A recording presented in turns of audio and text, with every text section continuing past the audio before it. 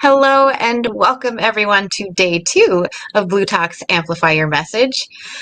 Oh, the day is starting off interesting. Both of us had computer issues. I have to have my headphones. I'm on my daughter's laptop. There's always something that happens, but we do our best to show up. And so we're here. Just like all of you, you do your best to show up every day too. So today it is Amplify Your Message. And yesterday I had mentioned that I really wanted to take today and focus more on the types of ways that our guests share their message. So whether you're a writer, an author, a podcaster, a speaker, there are so many different ways that you want to share your message. So I want to dive deeper into that, just so you know, Tiffany, as well as everyone else. Tiffany it's going to be so much fun because she's my co-host today, and it looks like you're having better internet than the lady that we had on yesterday. Poor Joanne. Oh, that's okay. You're here. I'm hoping so. You're hoping so. Can you tell us just a little bit about you, something so that we have some sort of context or background from where you're coming from?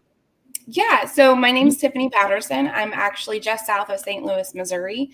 I am a certified advanced intuitive holistic healer. I work mainly with women. I have a mom of 4, and so trying to balance my own spiritual journey with having 4 kids who are very little while running my own company has been a challenge. And there's a lot of things that I wish I had support-wise whenever I was learning how to start becoming more holistic and more focused onto my wellness. And so that's something that I like to focus with women, is just kind of help give them that extra support, give them that the discovery of different options that you can have, because so many of us are so mainstream, or we only do so many things and we don't realize that there's a whole package to it that we do. It's not just getting the stress relief. It's also making sure you're taking care of your gut health, and it's making sure you're doing all these different stuff. So that's what I do. Okay. Our first guest is having a little trouble getting on, and then Greg on LinkedIn mentioned that he can't hear either of us. Oh, no. But I was doing some sound checks earlier and I could hear. If anybody else is watching right now, can you let us know if you can hear us? Because maybe it's just the LinkedIn thing. When sometimes there's been issues, just little issues where it just doesn't work for no apparent reason. Little gremlins everywhere. Let us know. If not, it's still being recorded. And so when it does go up live on Facebook, LinkedIn, YouTube, there's probably going to be sound. If not, we can always fill in the video later. So, yay. Okay. So yes, learning a little bit about you, Tiffany. For those who don't know me, my name is Loren. I stand for Courageous Connection. And really what that means is that my stories have the emotional thread of rejection, of disconnection. And so all of my trauma stories, it's the want and the need and the desire for connection, not just with other people like you, but from the inside out. I had to connect with me in order to connect with all of you. And so now I help entrepreneurs just like you and I, the solopreneurs who have those mess-to-message stories, to share their stories through the emotional thread instead of just the things that you did and the results that you got. Makes it a little more personal. Yay, our first guest is here. Oh, let's take it, tech issues. I know. Okay, we're going to bring you right up to stage. We're going to check your sound while you're here. Can you hear us, Dana? Yes, I can. Good morning. And we can hear you. What a morning. It's all good. But we're all here. We all made it. I know you missed just a little bit. So Tiffany was sharing that she has I wanted to say mental health. My apologies. Health and wellness background. I'm guessing there's some mental health there. We are entrepreneurs. It's like 1 in 2 of us pre-pandemic. It's probably a little more now. Yeah. So just so that you know where Tiffany's coming from, and I was talking about stories, so you know where I'm coming from. Dana, I've been playing with this question about the 3 words that we would love other people to describe us as. I want to start with that. And then I have another question that one of our guests yesterday had brought up. And so now I'm going to play with that too. So I know, right? So to frame it for you, Dana, if you could have people describe you as any 3 words, what would you want those 3 words to be? Like a really powerful question, right? And I know. Else, what is the lens that we want to be known by? It's the legacy. think I want to be known as brave, Mhm. compassionate, Mhm. and successful. Oh, brave, compassionate, and successful. See, here's the fun part, because now you have to tell me why you want to be called brave and successful and compassionate. With the qualities of the person that I want to follow, my Mhm. guy, the leader, the person in my world, they always have gumption, right? They're not afraid to go after what matters. Bravery when it would be easier to back down. They're like, no, I'm going to go for it. I'm going to do it. It's what God's called me here to do, and I'm going to make it happen. So, Yeah. respect, compassion, in that we're never right or Just so you know, your sound is cutting in and out a little. really mean of it. Okay, and I feel like I'm a little sideways here too. So let's just see if we can get it all. Oh, Yay! Okay, so compassion in that we're never just here for ourselves, and our ability to enjoy the human experience and connect with others and change the lives around us, to be able to see life through their eyes. I mean, what is an entrepreneur if we don't understand the people that we work with? What's a parent if we don't understand life through our children's eyes, So compassion for connection is huge for me.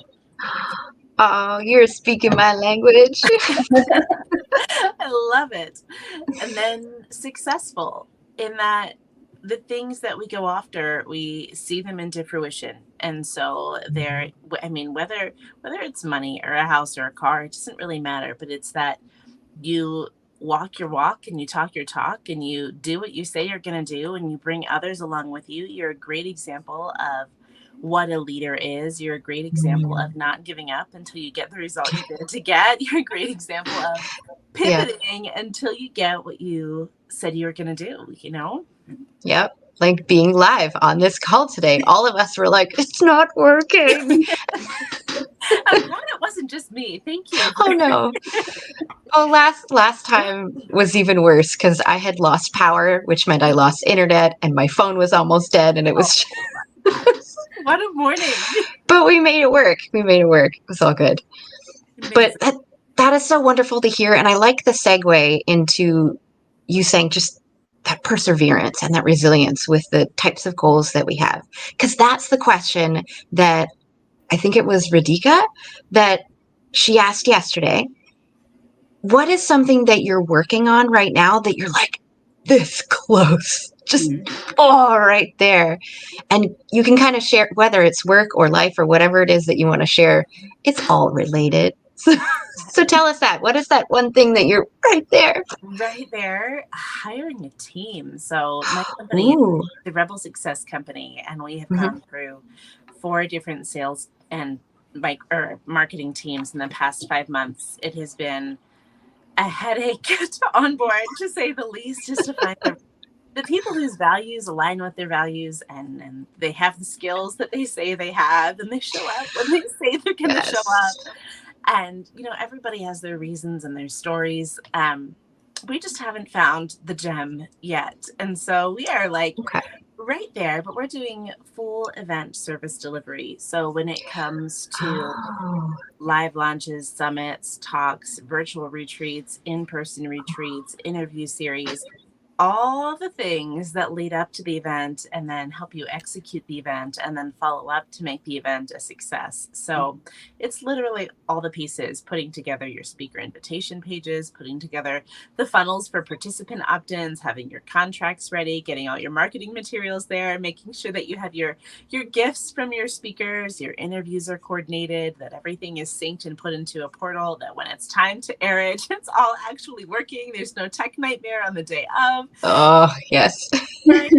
Engaging with your audience. So all the pieces are there and ready, but we know 100% it makes a difference to have a team on board, to never have one person solely responsible for that. Yeah. And so that's the thing that we are right there with right now. That's driving me crazy. Is getting that magic team that's like, yes, I know how to do this. I'm actually doing it. When I said I'm going to do it, I got it done, and I'm here tomorrow. Yeah. Oh. And Radhika, I think she said yesterday, I wrote it down. You're you closer did. than you even like. Oh, You're yes. closer than you even think, or you even know. And I'm just like, oh my gosh, I need to start telling myself like, I'm closer than I even know. Like, I just need to keep pushing forward. It's gonna happen. I'm bringing it in. It's closer. I just need to keep going. Just one more step. And so I did. I wrote that down. You're closer than you even know. So I'm so fascinated. What is the thing that you guys are like almost there with? Ooh, okay. I'll let you start, Tiffany. I'm here every day, so it's all good.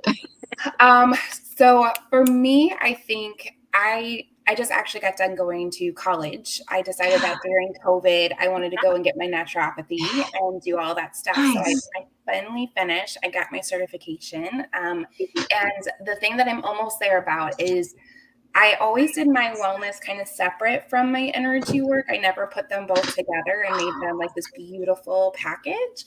And I have the package and I can see the vision. I just needed to take off. I need other people to see that vision with me. So I can tell I'm almost there. It's so close. I've got to do a little bit more tweaking to kind of just get my message out there. But I can feel it like so close. It's like that juicy space where the fire is just burning. It's like, oh, I love that. For me, I just went through one move. I'm doing another move in a week and a half, and then I'll be doing another move before September. That, and I had surgery. Yeah. And then, yeah, I know. And then I had surgery, and then I was writing about the 7 times that I died for the latest Blue Talks book. It's like, it's just so much emotional stuff right now that I had to put everything on hold since the middle of March. I haven't really touched my business since then. So like I'm right there with my message and what it is that I do and all of that stuff. And it's just kind of waiting to be in a space that isn't constantly moving to relaunch that. I'm so sorry. You are moving 3 times, just had surgery, and you died 7 times, and yet you stand. Do you have 2 more lives at least? Okay, I almost died 7 times, and there's probably 15 honorable mentions. So, like holy moly! Yeah, that's why I wrote about them this time. But this isn't about me. This is about you. So. I'm just like, when I go traveling, I know. Do I want to bring you along to keep me from death happening, or is death more likely to happen? No, you just became like that lucky cricket you carry around in your pocket. Oh, yes.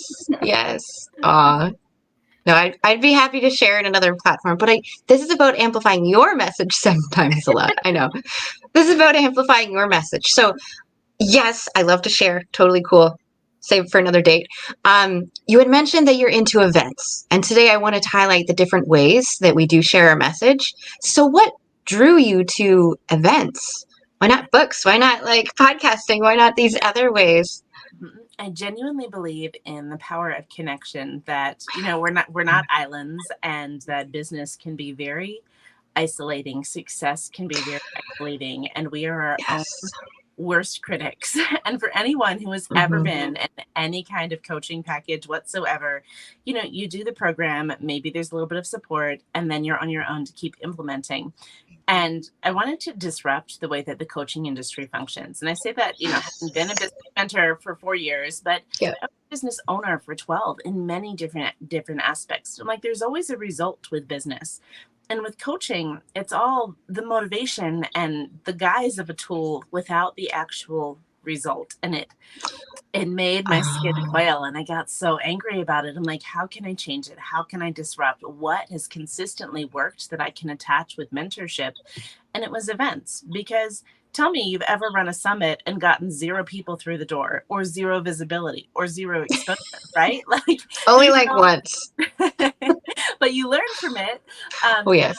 And if your speakers are sharing, or you're setting them up for success so that what they're sharing matters as much to them as it matters to you, then visibility happens. And generally, there's a lead flow problem for 99% of entrepreneurs that I see. And that's like, whether it's brick and mortar, whether it's selling on Amazon, whether it's in the coaching space, it's getting the right leads through your door. And then once they're there, so you have your audience, now it's about authority. Why should they trust you? Why should they buy from you? And then how do you generate revenue from that? So doing an event that's audience building, letting that be something like a summit or a challenge or an interview series, but where you are getting exposure through multiple networks, solves the lead problem. And now they're seeing you on a platform with other people. Like if you were on stage with Tony Robbins today, they'd be like, oh, Laura, I trust you. Tony's got you, right? And so aligning yourself with people who you respect and who your audience comes to respect is really important for building authority. Mm. You solve both of those problems with one event. You wait a week or two, and then you do a revenue generator event. So that could be a live launch or a virtual retreat or something of the like. And in that, your audience is primed. They're hot, they're ready, they're fresh. They've seen you, they know you, they like you, they trust you. What are you going to offer them? And how do you really honor your own expertise there? So it pulls away like you're one funnel away. No, you're one event away from getting the result that you want, but also the result that they want. And that's why they came in the first place. So to me, it's a solution to a long time problem. I love that. And one thing too that I think is so beautiful about that is we've gone so long without being able to connect with people. This whole pandemic has been such a nightmare. And as a coach who does holistic, like we need that connection, we need that touch, we need that support. And it's so different from doing it behind a screen, the energy of it, and doing it in person. And if you're showing up to this event in person, you're going to get so much more out of it than just sitting there at a screen. And I'm not saying it doesn't work, but as a person who does both in-person and online events, I know I can notice such a difference with the clients that I connect with in person versus the clients that I do like through a computer screen. And there's just something so powerful about doing that. So I love that. That's amazing. Yeah. I love that so much too. Yeah. Do it virtual or in person, if like in person is your zone, then you hold an in-person retreat as your revenue generator, right? Yep. So, That's my plan. I'm not there. I actually have an event. I can't put the hat on because I'm kind of wearing the headphones. But I do the Entrepreneur Summit because I'm like, where are my fellow nerds? Whether it's sci-fi, whether it's math, like I don't really care. I'm very much a nerd. It's just scum. Let's embrace our differences. But yeah, it's exactly what you talk about. It's that opportunity to allow people to be who they are so that you help them to dissipate some of that resistance, that tension that they have, and maybe hiring a coach or working with someone that didn't pan out. And so you have to create that safe space first. Yeah. That's why I love events too. Yay. So what events are you working on? I'm so excited to know. I have an event called the Solopreneur Conference, which is something that came about similar where you're angry at something. You're like, this isn't working. And then people ask you like, why don't we have this? And then you're like, I'll just create it. So for small business events, usually it's for people with employees, not solopreneurs. We work very differently. We think very differently. Yes. And so to go to those events and go, I'm going to take this little bit from this talk and this little bit from this talk and attempt to put the pieces together when they're contradictory, it's so difficult. So it's like, no, I talk to the whole know, like, and trust factor. I call BS on it because we do playfully, lovingly. It's like we want that connection. We want to treat human beings like human beings and to want them to want to grow. As coaches, we know we can't want more for them than they want for themselves. And we have to inspire that through doing it for ourselves first. So, yeah. It's true. Yeah. Yes. And I feel like when we do want the results more for our people than they want it for themselves, that's when we tear ourselves apart for not getting them results, right? And I planted the seeds, I planted the soil, I watered the garden, and the flowers are going to bloom when the flowers bloom because that's nature, and I've done all the nurture, Yeah. And then they don't bloom, and you're like, why? Because some squirrel came over and ate the seed. They're late bloomers. Their time is coming. Oh, that's great. So, Dana, let's talk about the other way. So you host events, but do you speak at events as well? Yes and yes. Okay. So the reason that I know how powerful they are is because I've used them, tried and true in my business. So speaking at events, but helping people to negotiate what the event is for. Now, I don't know if you've all ever just been, a guest on a summit or a guest in a talk series, or you've gone and you've been on a stage, but you're not the headliner, right? And when you're Yeah. not the headliner, what is the result that you get from speaking in that event? Almost nothing. It's like a bare minimum slice of exposure, right? It's half a slice of cake with no frosting and no sprinkles. And so I teach my people how to be in events where they get exposure, but to negotiate for a better outcome. So for example, let's say that you're invited to speak at a summit. And this is something that I do for my speakers as well. And you know that your lead magnet is really amazing, but there's less than a 1% chance of getting a lot of leads to come into your lead magnet where 40 other speakers are featured. And even though it's a great space and you're going to get exposure, you're not going to capture the leads. So what makes it worth your time? You negotiate for the lead list, right? So you would say, okay, if I can get 250 opt-ins to your event, I'd like my contract to say I can have the event opt-in list. And so in participating, you're also maximizing your time. We like efficiency. I'm a mom of 5 kids, right? We homeschool, we're on the go constantly. I'm like, let's make this matter if we're going to do it. And so in speaking at events, yes, I think it's huge and important for exposure, but I would always say make sure that it benefits you from a business perspective too. Unless you're just counting it as a compassion project, in which case know that it's a compassion project. It's a donation of your time, a donation of your energy, and maybe karma is going to bring something back in the future, right? Mm-hmm. One of the tips that I learned last year, maybe 2 years ago now, is when you do those types of compassion projects where you are donating your time and probably not getting any leads back, make it about connecting with the other speakers, with the host, with the admin staff behind the event, because it never has to stop there. No. It's how can you take those relationships and move them forward somewhere else? Yes. So then it's networking, right? And it goes back exactly in space. But as you're networking, you're like, okay, what can I do to serve these other speakers? How could we have them on to a different interview? You know what? She's putting a retreat together.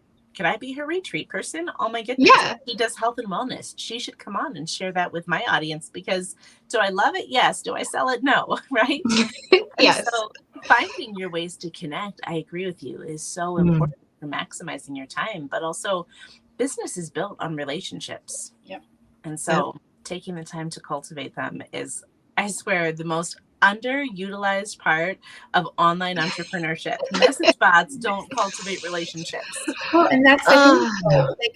Like I'm only one person, so I have my people who I know are going to come to me regardless of what I do, but there might be somebody else who has their own profession. Like you said, I don't know that profession, but I love that profession. Here, let me refer out. And like as small business owners, we always see it kind of as a cutthroat kind of thing. Like, no, I'm not going to do that because they're not going to scratch my back. And then, I'm just giving away my business. And so, excuse me, we need to rethink that. We need to see it as a team, see it as a community, and start building your own codex of I'm not great at astrology, but my girl, she's like tip of the iceberg. Here's her information. And just really start supporting each other and building each other up and seeing everybody succeed and build those relationships, And so I love that. I love building those. How can I work with the people that I'm already working with on a different level aspect? That's awesome. Yeah. As soon as you said astrology, I already had the names Ariel and Kara that popped up in my head. Like the same thing for anything that we do is we want those references. That's how we're connecting, because it's like, I love these people. They're amazing. Let's spread that. Yeah. I love astrology. I can't tell you anything. I have to give you my birthday because I'm like, I don't know what house I'm in, but I love it. It's amazing. But I couldn't tell you anything about astrology. But I know people who can. So we talked about events and planning events. We talked about you being a speaker. Why is it that you like to speak? Are you comfortable being on stage? Were you always comfortable being on stage? What's your most embarrassing moment on stage? Ooh, love that. Oh my goodness. Well, if we're just counting being on stage with my own audience, which is, a few thousand people, but I was doing a live once and I had my husband come in and I was like 7 months pregnant and my younger child at the time, who was 2, was crying. So I'm like, hey, I'm going to step out and back. So you take over, and I come back and I sit down, and you get like a whole shot of my giant belly dress. That was my most embarrassing moment ever, of like speaking in front of lots and lots of people. And I'm like, oh, mortified. How do I delete this moment? Right.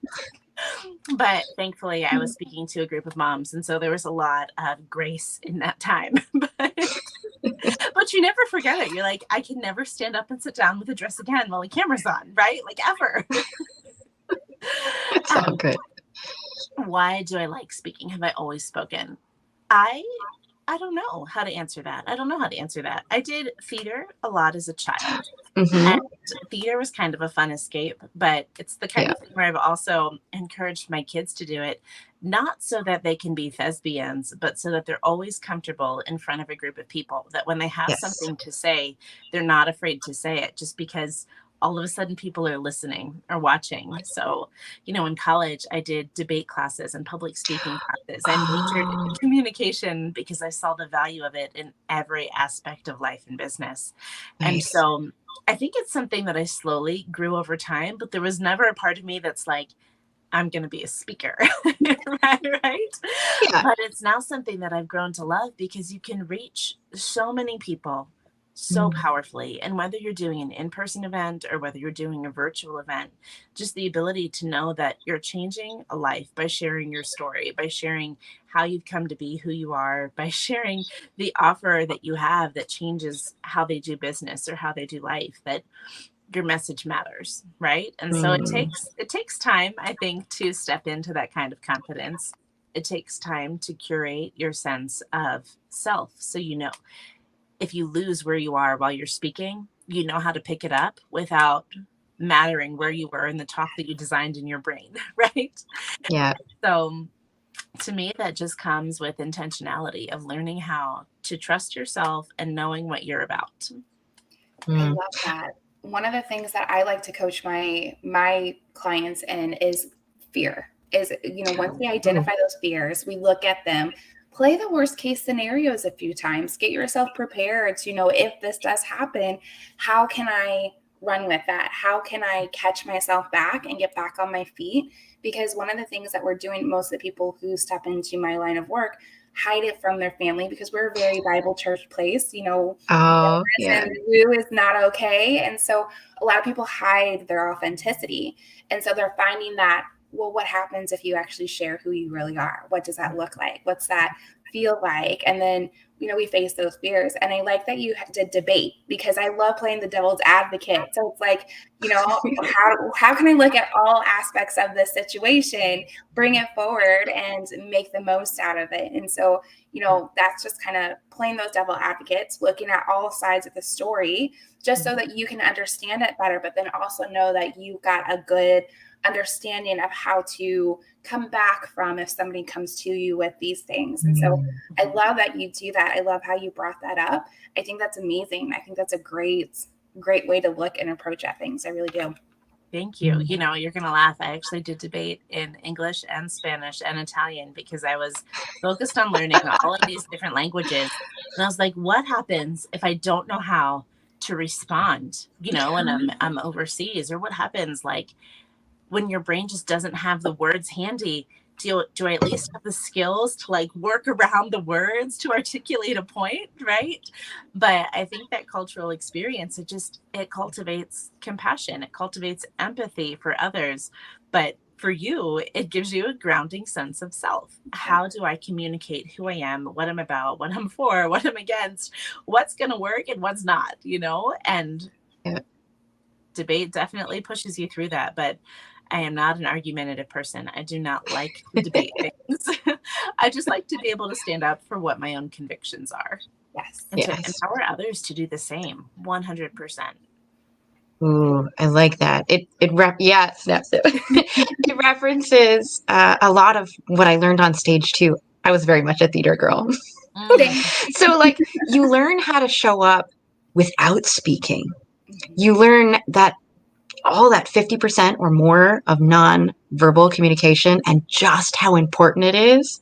I remember being part of A Midsummer Night's Dream, and I was just one of the fairies because I was also doing lighting and like backstage and that kind of stuff. And I remember sitting on the front of the stage for 10 minutes just brushing my hair, trying my best to ignore the people in the audience. And I remember how important that was because it was about disconnection, but connection at the same time. It's presence, but in the background. And trying to find that balance is really hard. So when we're on stage and we're speaking and we have all of this understanding of the nonverbal, we can show up at a whole new level than just the words that we use.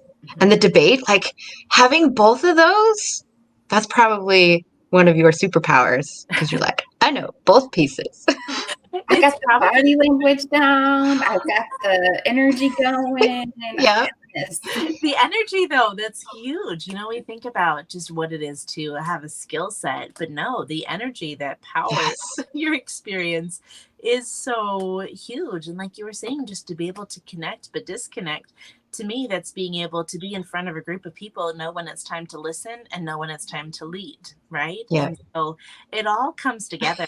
I love how we can use our skill sets that we build over time, and it becomes part of, you know, our story. And anyone and everyone in the world has a story, but they just don't always know how to string their skills together in a way that's logical for others too.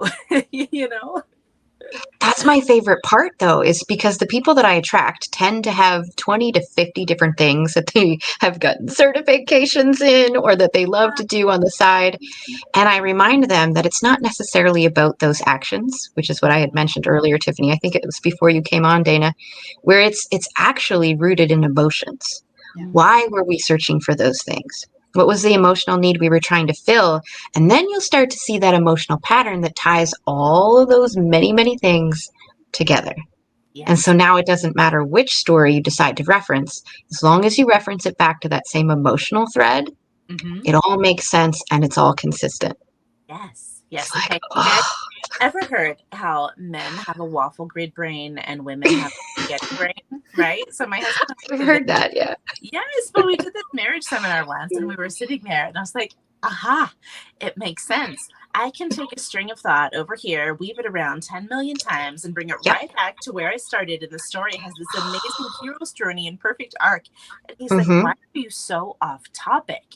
I'm like, he's like, grid, grid, grid, grid, like one singular movement at a time to connect the dots. And I'm like, no, you can weave it and flow it and it works. But it's how you bring your experience to the forefront with the energy and the emotion that you empower it with, for sure. Oh, that's so funny. I call that box thinking versus web thinking. Oh, that's a good way to put it too. Because when I read people's eyes and I get these images and these videos of like storage rooms of how people file information in their brains. And like somebody has this shed with like wooden shelves for boxes and somebody else has this pulley system. Like it's so weird. But the web thinking is something that we move toward because what it means is information doesn't have to have a designated area. It can be free flowing and connect in many different ways. And to me, that is so magical because now we're not siloing everything. We start to put the puzzle pieces together to create new images anytime we want. It's like, wow, that's what collaboration is we're able to rework the same information, like Lego, right? The same information in different ways. Well, and also so the connection pieces where those different webs come together because they come together from different angles. Yeah. That could be a different like data set. That could be a different connection that you're pulling in to go like run with this way. And like, so you're pulling in the different information and you're making it all work, or you're making it authentic to the crowd you're talking to the client you're talking to, whatever message you're trying to send. And you're just bringing all those pieces in together and you're just connecting them and you're intertwining them. I love it. And I love how you talk about having a shelf of like a shed with shelves. You know, my brain instantly goes to old and dusty, and my kids. Yours is a library, by the way. It is. My kids literally went into their grandparents' attic this past weekend and pulled out a box of Legos that had been there for 40 years and been playing with them nonstop. And my brain went to everything that's old is new again, that you can take something that you stored, bring it back out, and it makes the perfect solution to the current problem that you're facing.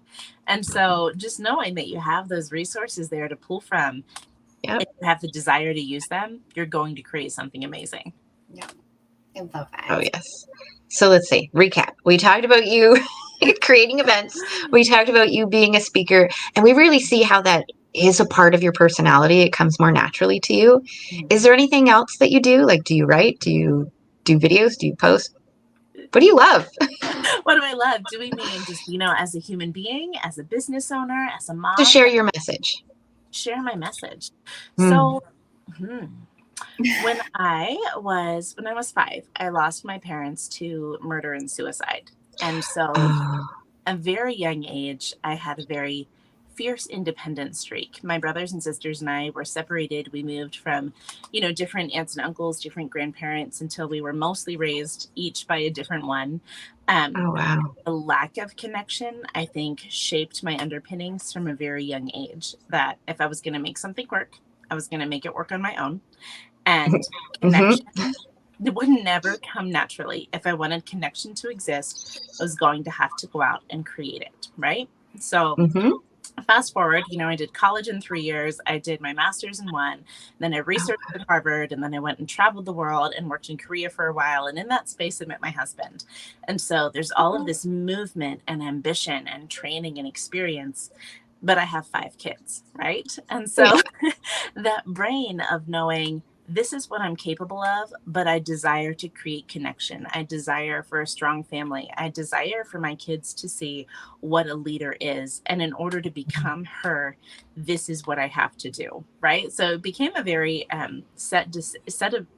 a strong set of decisions that I made, but decisions that I think I was making from a very young age. So the decision to do homeschooling, the decision to do attachment parenting, the decision to show my kids what owning a business looked like, because no one had talked about money growing up, right? And so how do they avoid debt? How do they have ownership of their time, so that when you want to spend time with people, you can. There's no question about who controls you as a person. That's the rebel in me, or who controls your time. And freedom is always there for you, right? So my husband is finishing a 20-year military career, so freedom is something we value immensely as a family. But with that in mind, I started building businesses that my kids could see and be a part of, right? I owned a soap company on Amazon. We trained and bred dogs for a while, Greater Swiss Mountain Dogs. I'd written a natural birthing program. I had 5 water babies. And with each thing, there was a space of involvement, but also there was a space of totally burning out and so much labor involved with each project. But I was like, oh my gosh, I can sell a bar of soap for $40. How cool is this? And I remember being shocked because I didn't realize that it was possible, right? And then selling a very high-end niche dog that, could pull 3,000 pounds and trek through the mountains, and having a waiting list of 500 people wanting to pay $5,000 for a dog. I was like, oh, okay, premium pricing exists. And then I tested it again with the virtual product, but talking about lady parts all day was not my passion, but it was something I was experienced in, right? So being able to bring the elements of business building forward, and then realizing that I had done that while growing a family, being fully present, fully connected, defining freedom, making a profit, I started looking into business coaching and became a business coach for moms specifically, because I felt very well experienced in that. And it drives me crazy, like integrity is a core value here, but drives me crazy when people project an experience that they don't have, or they try to serve a market that they don't understand. So I used my own experience, my roots, my education to start there. I did extremely well with that. Mama to Millionaire was one of the first things that I was sharing and growing, and it really changed so many lives. But I brought on a business partner, the pandemic happened, and I had to make a choice and a pivot at that time. And that choice was, if I'm not reaching the right people at the right time, their lives are changing. Coaching isn't the number one thing on their brains. Building a business just became so overwhelming because they're not used to homeschooling. How can I help them grow what they're desiring to build, right? And so that's when I just started doing the Alex Hormozi style of, let me just take this time to serve, to get to know who people are, to get to know where they are, to understand and to lead without putting an offer in their faces. I started speaking more, using summits, doing interview series, all the things that I now teach for growing an audience. But I did it at that time as a way to grow and to serve without putting the sale first. As a result, when I launched the Rebel Success Company, the sales followed, the sales flowed. And so now I mentor on how to get in front of people, to build your audience, to build your authority, and to generate revenue with events in any business at any time. So Nice. I love that.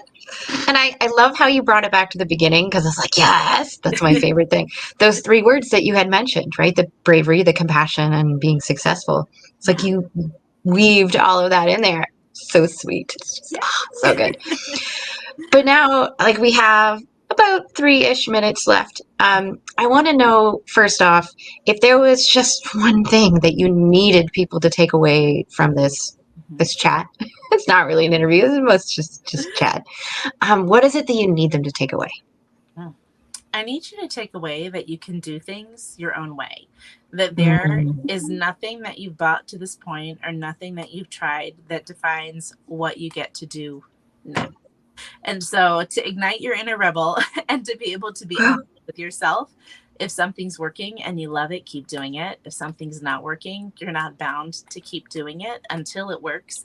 You're allowed to give yourself grace and permission to change your approach so that you are living your best life as the best version of yourself, because that's where success flows from, not from you beating yourself up about how it hasn't come to fruition yet, right? So growth mindset here, it's you being your best to lead your best. I love that. I love the permission to have some grace. Like, I think that's the biggest thing on us moms is we don't give ourselves enough grace and gratitude for what we do. You know, we are some major fighters, some major warriors. We go through some major stuff and we keep and we hold everything together. But when it comes to ourselves, we are our worst critic. And so we don't give ourselves that grace that we need. So I love that you do that. I love that. Thank you. Okay, so we have about a minute left. So where can we find you? How do we get a hold of you? All the fun things. So Rebel Success Co. If you go to rebelsuccessco.com, you can see a lot about who we are and what we do.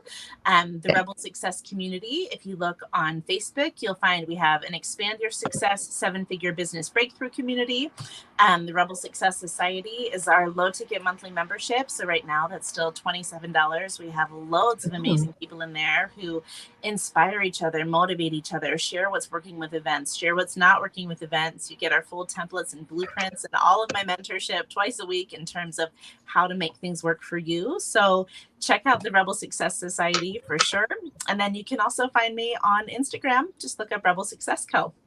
Ooh, I'm loving the Instagram lately. I don't know why. Like I'm feeling myself pulling more and more away from Facebook because there's just so much other noise. Yeah. And then like I want to go to LinkedIn, but I'm still kind of reserved. But Instagram, I was like, I can scroll through your pictures and reels. That's cool. You know what's coming up next? We haven't launched it yet, but middle of December. On my birthday, 7/7, we are launching the Rebel Success Show. So that is our podcast. Recording all summer. It's super fun, but you can't find us yet. In a month, you'll be able to. The Rebel Success Show.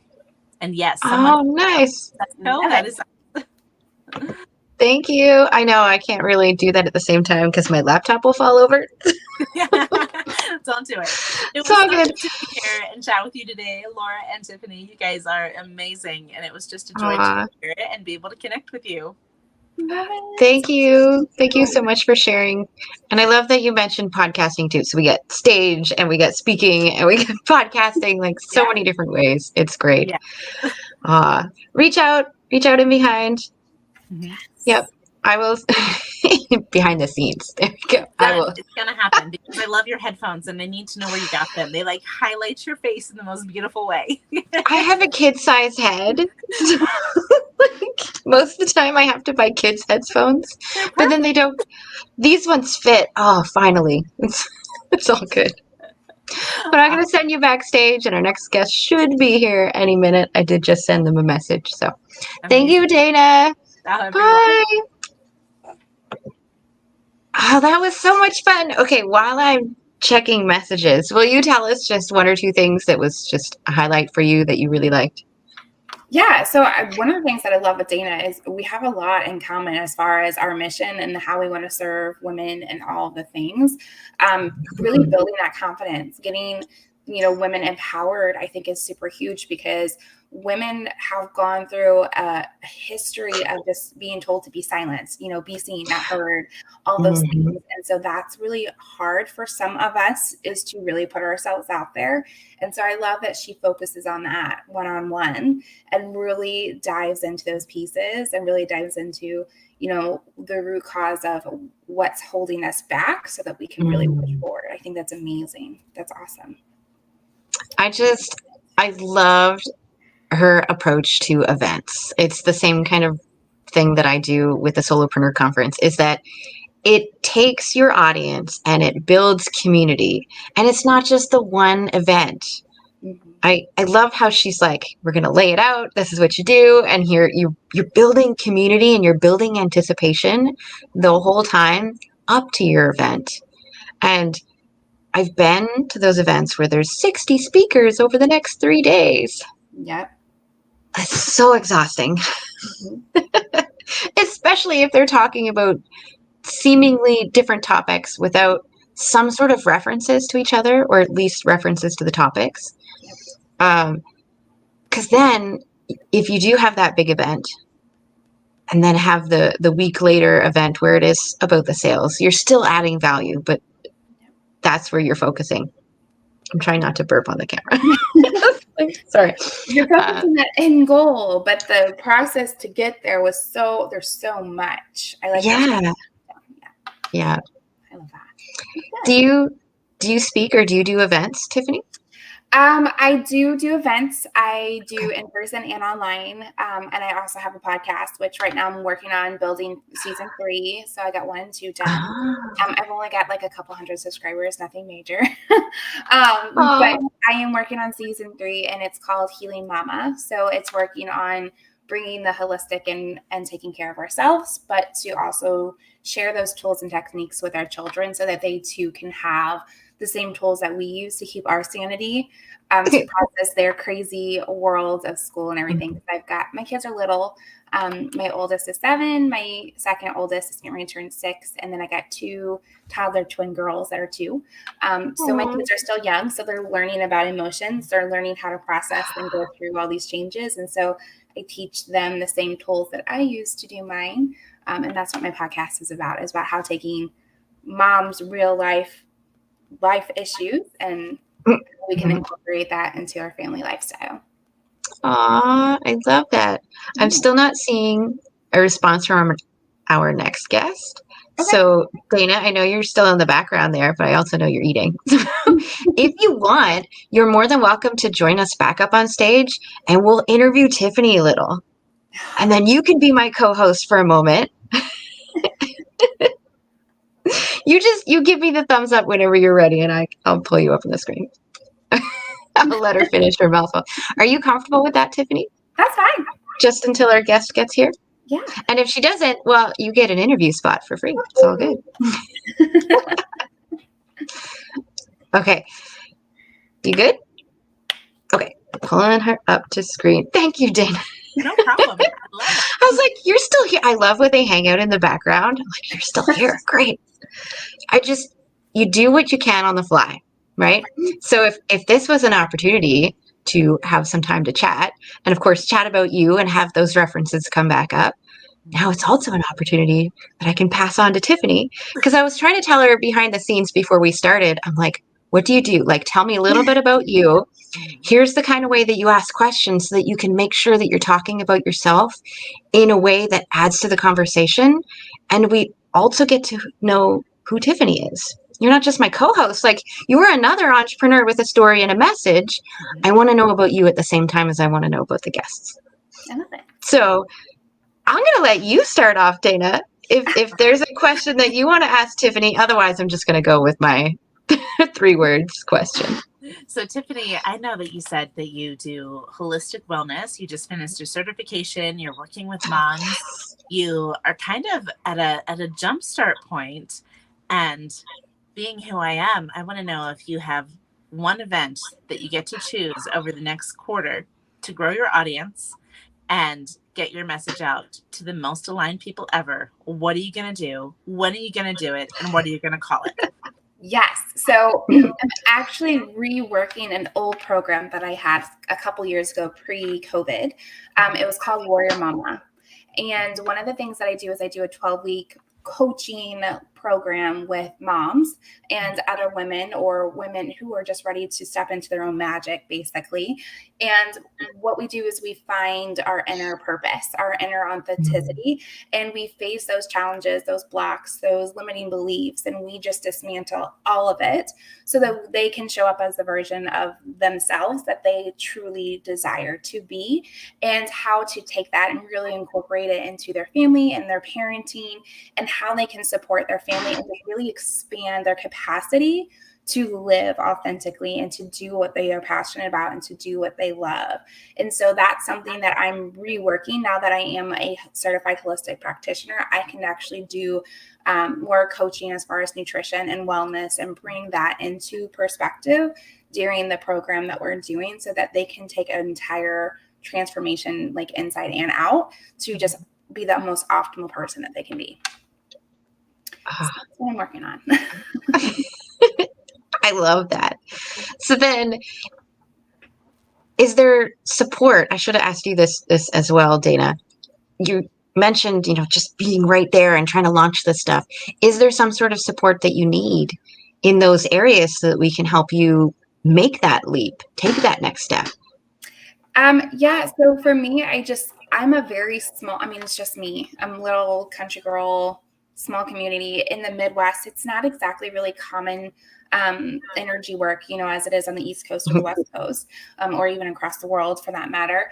And so when I first started bridging in this connection, a lot of people shied away from it because it's unfamiliar. It's something new. It's not in the Bible. It's, it's very walking on eggshells kind of thing. And so my biggest challenge was just really finding my voice. And thank goodness my Chamber of Commerce that's here, they actually help host with Bo Matthews. He's a very common speaker here.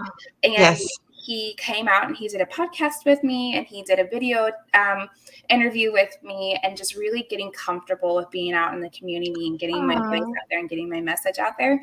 And so one of the things that I love, actually, this is a great opportunity for me to get comfortable in sharing my message, to get comfortable getting in front of a screen, because for so long I hid who I was because I was getting that judgment that, she's a witch. She's not, a Christian. She's an imposter. She's this, and this, like, this isn't God's work. And so I got really scared to share my message. And now it's just breaking that barrier of, I'm not afraid to shine anymore. And it's not fair to the people who do need me for me to be cowering away. So I love getting the opportunity to put myself out there and get my message out there and be an inspiration for other entrepreneurs and men and women who might not be comfortable to share their self and their authenticity. And so just facing my fears. So I think business, life, and universe, right? And here you are talking about how faith is such a big part of your community, and it can be the scariest part of your community at the same time. How have you been able to tie your faith and upbringing in with your current work in a way that you're like, this is me? So one of the things that I actually, the thing that got me going was I found, it's called angelic Reiki. And I came from, Christian Southern Baptist. So working with the angels was, working with the angels was something that I was very comfortable with doing. And so I wanted to learn more about Reiki. And I actually started as a paranormal investigator, and I was on Ghost Hunters. Oh my God. Awesome. I did it for all the wrong reasons. I was like, I can play with ghosts, and this is really cool. And I actually got myself into trouble with some bad juju that was being messed around with. And so I kind of cut myself off of everything. And so I wanted to get back to angelic side of it, the religious side of it, the safer side of it, as some people would call it. And I actually did angelic mediumship classes, which is the same thing. We're working with the angels, bridging that connection. So it's not just all willy-nilly jumping out into whatever, not knowing what I'm playing with. And so I couldn't find a practitioner here. So I actually had to travel to Colorado. And so me and my husband threw our little kids in the car, and we drove 13 hours to Colorado multiple times so I can get my certification hands-on with the modality and bring it back here to St. Louis. And so I looked at being more taking my prayer to the next level. You know, as a Christian, we always pray. And so now it's like I'm bridging that communication. I'm not just throwing my prayers at the angels. I'm actually listening and I'm receiving and I'm finding different ways to connect with them. So I did the oracle cards because oracle are angelic cards. Mm-hmm. And I got really comfortable with, you know, pulling angel cards and doing the different things to just really make that connection a two-way street, not just a one-way street. And then the more I started working with it, the more I got comfortable with the energies, the more I was starting to really listen to my intuition, which is everybody's gut. If we're listening to our gut, that's our intuition. And I played the devil's advocate. I played the, if you're looking at this from a religious standpoint, like how does that work? And so I dove into the Bible and I found the ways that, you know, Jesus talked about laying of hands and how he taught his disciples how to do the same thing. And it says in the Bible that we are going to learn how to do this, but even better than what he can. And so when we're leaning into those messages and we're looking at all the different healing and all the different oils that they're using and all the different crystals that they're using, when you break that down and you actually look into more of the natural side of it, was the way I got my oils. Yeah. Like I got my oils. I also found out so that good. I was indigenous. And so getting back to my roots of, you know, the indigenous cultures and how they connected with nature and earth and all the things with herbs and stuff. And so I just brought all of that together and kind of made my own hodgepodge of something that I'm comfortable with. And it worked. So that's what I did. I love that.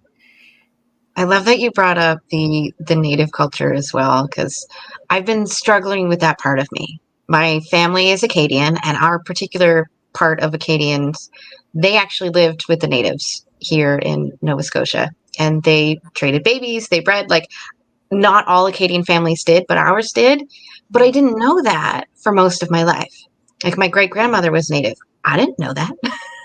And like my dad's side, they look it, but I don't feel it. So I've been trying to reconnect with the different parts of who I am. The red hair is not Irish, it's Scandinavian. So I'm like, I don't know about that part either. So it's bringing in that culture and going, well, I'm a mix of these things. Everybody's a mix of different things, whether it's culture, family, ideals, beliefs, whatever. How do I find my expression of the mix? And so you're doing the same thing in your work. It's like, how do I find me, my authenticity in the way that I want to express all of that? Yep. And that's what I want to empower other women to do too, you know, because I'm the same. I didn't learn until recently that my great grandma was Cherokee, full blood Cherokee Indian. And I learned because I went through herbalism. So I got my herbalism and I'm working with the oils and the herbs. And my grandma goes, oh yeah, I used to go forage with my mom all the time. And I go, why? And she goes, oh, she was Indian. So we would make our own salves and this and this. I'm like, I've been doing this for 2 years and you're just now letting me know that part of my history is indigenous. Like, this is no. Can you tell me more? And she's like, I really don't know. And I'm like, okay. But she had journals and all these things that she would actually like. And so she goes, my sister had them. I don't know if we still have them anymore. So now I'm trying to track down the family and like, hey, does anybody have my great-great-grandma's journals? Because I just learned that she's like really into the same stuff that I'm into. And I would love to have her recipes and all her things. And so that's kind of me tracking down my piece. But yeah, I love that you're learning too. It's crazy how people hide that kind of stuff, you know. I'm 32 years old and I never knew my grandma I had Indian, you know, in my family blood. I love that you have the perseverance to track it down and the family connection to keep you motivated. Like, I think that's so strong and powerful. But I'm super curious about where the name Warrior Mama comes from. I'm like waiting to hear that you have these tribal warriors in the background. You know? Yeah. So I am a mom of 4 beautiful children. And one of my things that I really struggled with was parenting. So, I mean, I had a singleton with a medicated birth that was atrocious. I had my second birth was all natural. Absolutely loved it. I almost had him in the water, but it's illegal here in the state of Missouri to have water births at the hospital. So the midwife was yanking me out of the tub and I had my son on the floor. And then my twins, I had a C-section for because one decided she didn't want to open the gateway to exit. So I had all birthing experiences. I had girl, boy, twins.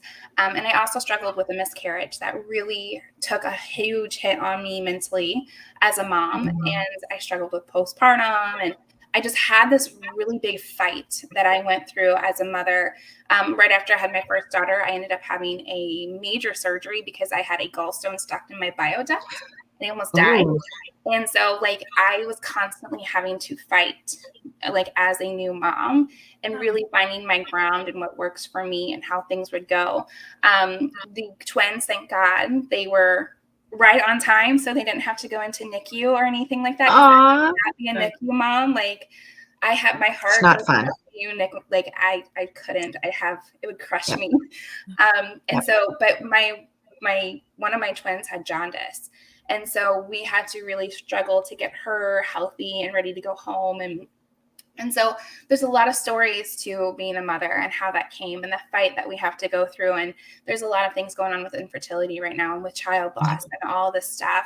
And so Warrior Mama was just really getting us back to taking control and really finding our footing and finding our voice and finding our power and using that to continue to press forward and to make the absolute best out of whatever it is the universe has thrown at us.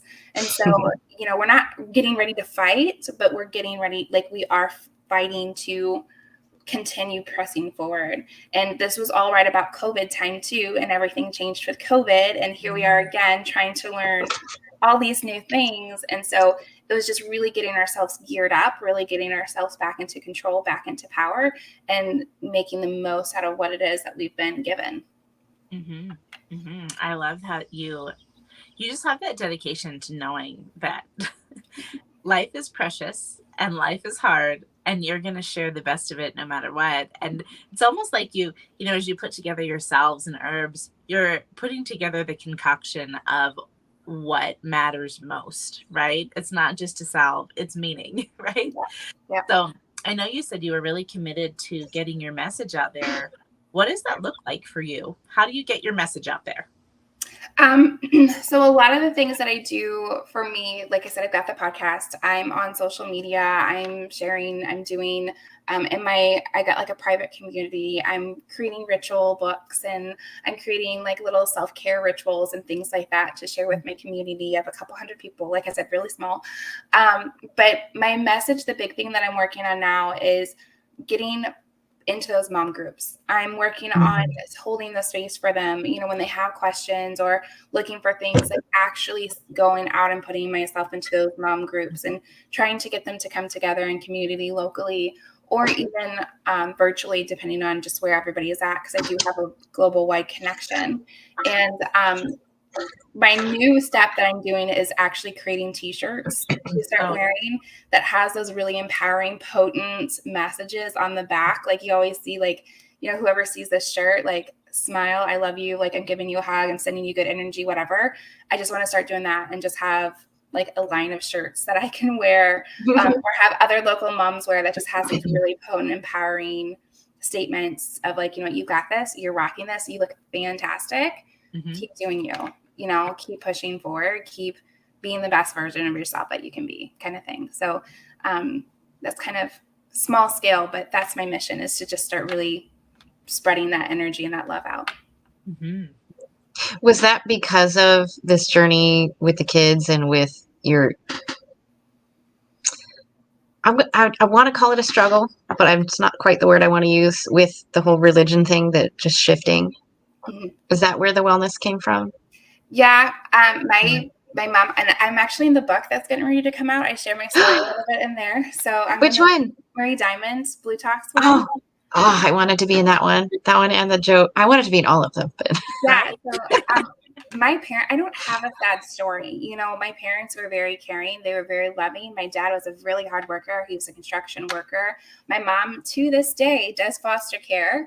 And she started when I was 5. So she's been doing this for almost like 30 years. Like she's been doing foster care for 30 years. And so they're very sweet people. But growing up in a Southern Baptist church, we had a lot of rules. We had a lot of, this isn't of God. You can't do this. This isn't right. That kind of thing. So it was very structured. It was very strict. And when I got older, because I always knew I was different, I always knew I was intuitive. I was kind of a medium. I could see and hear things that people couldn't.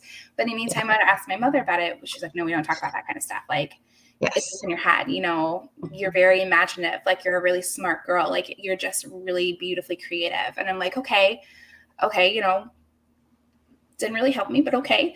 And so whenever I turned 18, that's actually where I found out that I was really a medium. And I started working at a haunted house locally, and I was on ghost hunters and doing all the paranormal stuff. And just because I was free, you know, of my parents, I'm not underneath my parents' roof anymore. I kind of went all in of just completely rebelling about everything. But I found that that wasn't the path that I wanted, that I did want to stick to my Christian roots and do this in a way that was actually like intentional and of God, and not just going out and being reckless with it. And so it was hard finding that balance. And for the longest time, a lot of my family disowned me. A lot of my church family disowned me. I lost a lot of really good friends because of this. And a lot of people don't see me as, you know, the good church girl anymore. They see me as the person who's playing with fire. And so it was a really hard balance. And, you know, that's fear of being judged, and the fear of being seen was something that I struggled with a lot. And so that's why I wanted to bring my mission forward and just let people know that just because you're Christian doesn't mean you still can't take care of yourself on a holistic side of things. And once you start getting control of your life on a holistic and energetic level, and you bridge that with your belief systems, it's such a supportive system for yourself and for your family and for the ones that you love and the ones that you're closest to. And I think it's really important for people to see that and understand that, because it's not wrong taking care of yourself on a natural, holistic way. And, you know, looking at that side and bringing it in with your religion, I actually think brings you closer to God. I love that perspective. It's beautiful.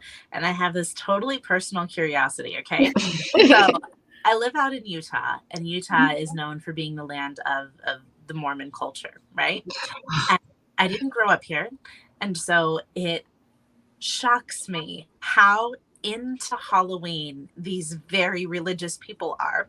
Yeah. Because, you know, I was raised Catholic on the East Coast, and Halloween was like of the devil, right?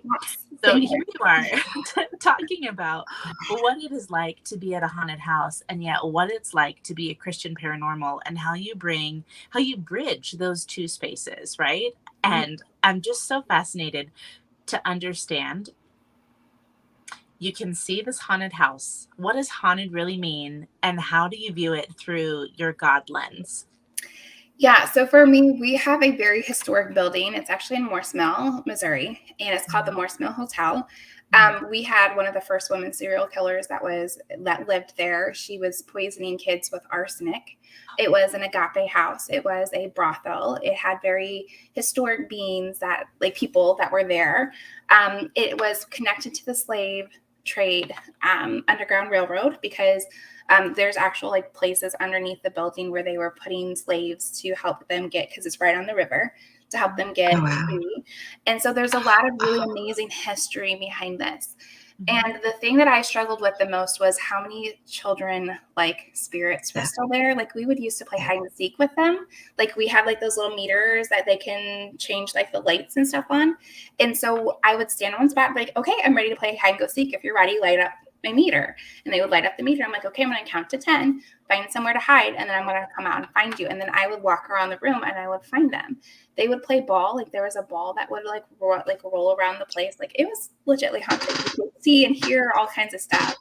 And so, long story short, my viewpoint of this was, if I've got the connection with the angels to do what I can do to heal and work with other people, why can't I do the same for these little souls that are trapped here?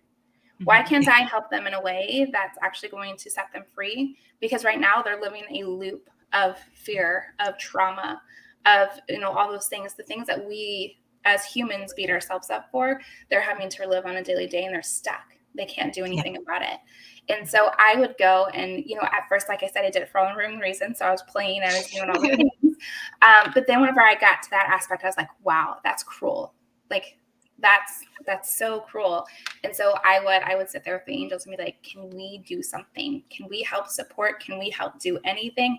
And then I would just kind of let it go its course. And so I was just making that connection of, hey, you don't have to be stuck here. You know, if you want to go and you want to live your life, like here's what you can do, kind of thing. So I don't know how well it works because, you know, I'm not that psychic, but I mean, my mind felt really good. So how do you bring that to like present day then with your coaching programs, with the way that you help women heal in terms of not being trapped and allowing for natural holistic release to happen, whatever that may be or whatever that looks like? Like, can you dig into that a little? Yeah. So the society is really great about telling us what we need to do and what we can't do and what is recommended and what is, you know, mandatory.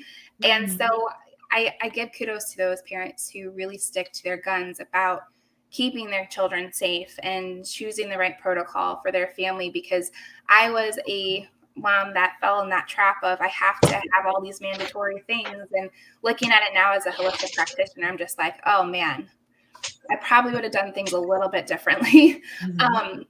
But we do have a voice and we do have a choice. And I think one of the biggest things that I really stepped into, and Dana, you might have some input on this, is my birth. I didn't want to have a medicated birth. I wanted it to be natural. I wanted to trust my body and to letting it know what it had to do. And unfortunately, with my first one, I wasn't as holistic. I wasn't into this like I was. I had preeclampsia and they told me I had to do this. I had to do that. I had no voice. I felt very pressured, and my first birth experience was a nightmare. And I didn't want that with my second, so I did hypnobabies, and I learned that I do have a voice, and I do have the opportunity to listen to my body and to do what I love that. I would have a million births naturally over medicated or cesarean any day, because that was such a beautiful experience. It was non-painful, and I recovered within hours. You know, it was amazing. And then with my C-section, it was hard to listen to my body because my body's like, I can do this. But then at the same time, I had a little stinker that was like, no, we're not going to do this like you want to. And so I got really impatient. I was 37 weeks with twins, so I was ready to go. Wow. Yeah. Huge. And I didn't listen to my body, but I did still have a doctor who gave me a voice, and she never pressured me. She never, you know, hey, you have to do this. It has to be emergency. It has to be. She's like, no, you know what? I think we're going to let your body do what it needs to do right now. Because I went in early for Braxton Hicks and contractions all the time. And she goes, we're going to calm you down. We're going to take some breaths. We're going to get you relaxed. We're going to soak you in the tub, and we're going to get this to stop so you can keep those babies in your belly longer. And just having that voice and seeing it from the medical side of things, I was like, we can shift this paradigm. We can make this where holistic and Western medicine come together in a beautiful, supportive container. But we have to understand how that works ourselves first. We have to understand that we have the choice. We have the willingness to listen to our bodies, to understand what our bodies are telling us, and to know what our next step is for ourselves. Because I'm not dissing doctors, but doctors have their information, but they don't always know us. And so once we have a practitioner that knows us, most of the time we have a really good experience with Western medicine. When we're going to these doctors that don't know us from Adam, we don't always have the best support and the best experience. And so when we're working together with our body and we actually are doing our research to find those people who are willing to connect, who are willing to listen, who are willing to be outside that conditioned box of what medicine should look like, we can actually create a very beautiful system. And St. Louis has just started involving Reiki practitioners in their hospitals right now. So it's shifting, but we have to be willing to allow ourselves to be part of that shift. And I think that's where that freedom comes in, of being able to know that, yes, we can take care of our bodies, but we also have doctors that are also interested in doing the same. I think it's learning debate in a foreign language when you're talking about being a hospital advocating birth, because, you know, as we talk about speaking on stages across the board, this is literally another one. Like, there's a stage to share your message, your story, your conviction everywhere you go. And your birth experience is literally just another one of those of, this is what I stand for. This is what I stand against. This is who I am. And being able to tap into that and know that your experience will shape the way millions of women around the world give birth to their babies and become parents, and whether they have PPD or don't have PPD. It's a really powerful thing to realize that your conviction, even though it seems so personal, has a massive, massive ripple effect. A friend of mine, Beth Ravelli, she's a motherhood story coach because of these kinds of things where you don't know that you have a voice. You don't know what your choices are. And there are so many women who believe, I have to be a mom. It has to look this specific way. She's like, I was at that point. I have chosen not to. I missed my window, and I still want to talk about both sides of the story to say, you have options. And if you think about it now and you start to plan it and have that intention, you're not thrown into those situations that feel like crap for you. Yeah. It's like you're now prepared and can respond instead of react in those moments. It's like, I love that. Well, I already had my kid and I'm done now. Like, I But you can still cheer on these change. people. Yep. Yeah. And you can still change your parenting. And like, that's the whole thing. Like, it's just shifting that paradigm of parenting because society says it's supposed to look this way. It's supposed to be in this class. It's supposed to be in this condition, right? And we've all fallen into that trap. And it's like, no, that's not what parenting looks like. It's beauty. It's messy. It's rough. It's ugly sometimes. But, you know, it's such a beautiful journey to go through. And our children are our triggers. They show us what we need to work on ourselves. And like, it's the thing that just most people don't think about. And it's like, you know, my kids, they are bossy AF right now. What is wrong with you? And I'm like, oh, you're me. And I'm like, oh, yes. That's my favorite and worst part of it. Yeah, your children are your triggers. Yes, it's like they show you your best qualities and your worst qualities. And if you're not ready to see those worst qualities, no. It's like I'm that boss mom, but then my kids are just as boss mom as I am because they get that and they get that energy, they get that, you know, that oomph that you need as a business, and then they bring it right back at you as your child. And I'm like, why are you being so bossy? And it's like, because they see me having to, because we take care of my special needs sister-in-law too, and I manage that. And so I'm hiring and I'm in charge of the girls that are coming in and out of our house. And, you know, so I'm the boss for a lot of different aspects within our family. And so I have to play that boss role a lot. And my 2-year-old twins right now, they are going to be some entrepreneurs when they grow up. They're teenagers, y'all. Like, right? Your whole world. Yeah. Mine's 13, but she was a preemie, so like she came a month early, and so she was little when she was younger. Now she's this big. She just turned 13, and she's wearing all of my old clothes. But thankfully, we've gotten to the point where I think she'll be okay. Going into the teenage years, I'm looking at her, and yes, there are habits I don't like, and there are things I don't like. But I'm looking and I'm going, if she had to right now, she could look after herself. And I went, okay, I am doing a good job, because we forget that all the time, no matter what we're doing, no matter what age they are, as long as they're happy, healthy, and safe, but in the reverse order, right? That's what I've told her ever since she was a baby. That's all I care about. Right. I just need you to be safe, healthy, and happy, and we're good.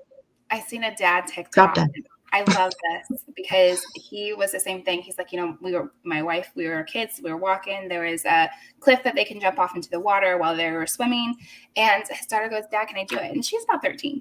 And he's like, no. And she just looked at him and she smiled and she did it anyways. And that's my daughter. He goes, can you believe? And she goes, here, listen to me. She's like, hear me out. And then you can, you know, do what you want to do. And she goes, we need resilient people in this world. We need kids to be raised to push the limits, to test the paradigm, to face society, to do all of the things and have that strong spirit of, you know what, you told me I couldn't do this, but this is something that's going to be freeing. This is something that's going to be fun. This is something that's going to bring joy into my life. So I'm going to do it anyways, because you know, that's something that they want to do, which is exactly what we do as adults. Which as a parent, it's very frustrating because it's like, you just undermined what I told you not to do. Like, but at the same time, we don't want to condition them that they have to follow all of the rules just because somebody said that they couldn't do something. We want them to be able to break those limitations and say, you know, you told me I couldn't do this, but I believe I can. And I believe I'm going to do it really well. So I'm going to continue pushing forward.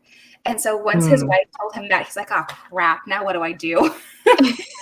And it's like, you have the conversation. Yeah.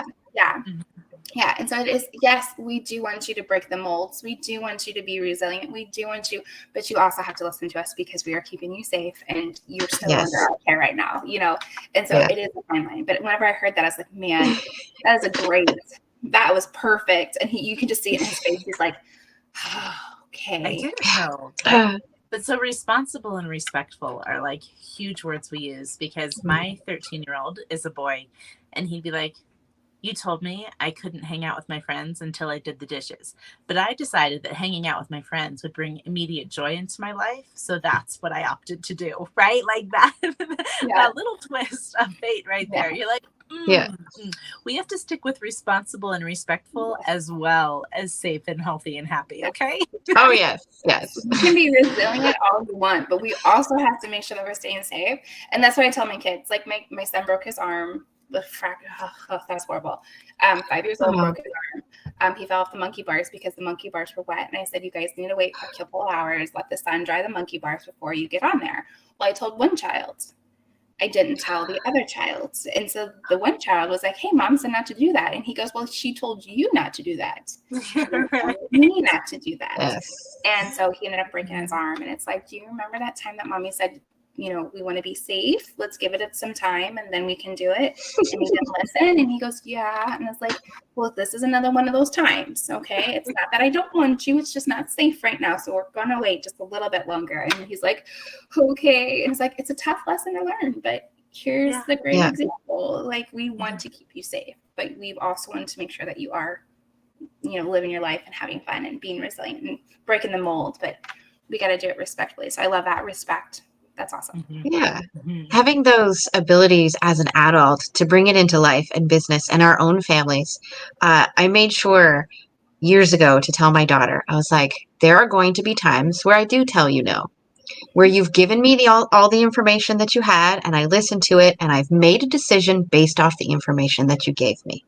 If you have different information that is going to change my perspective, go ahead and tell me, and I will for sure change my answer.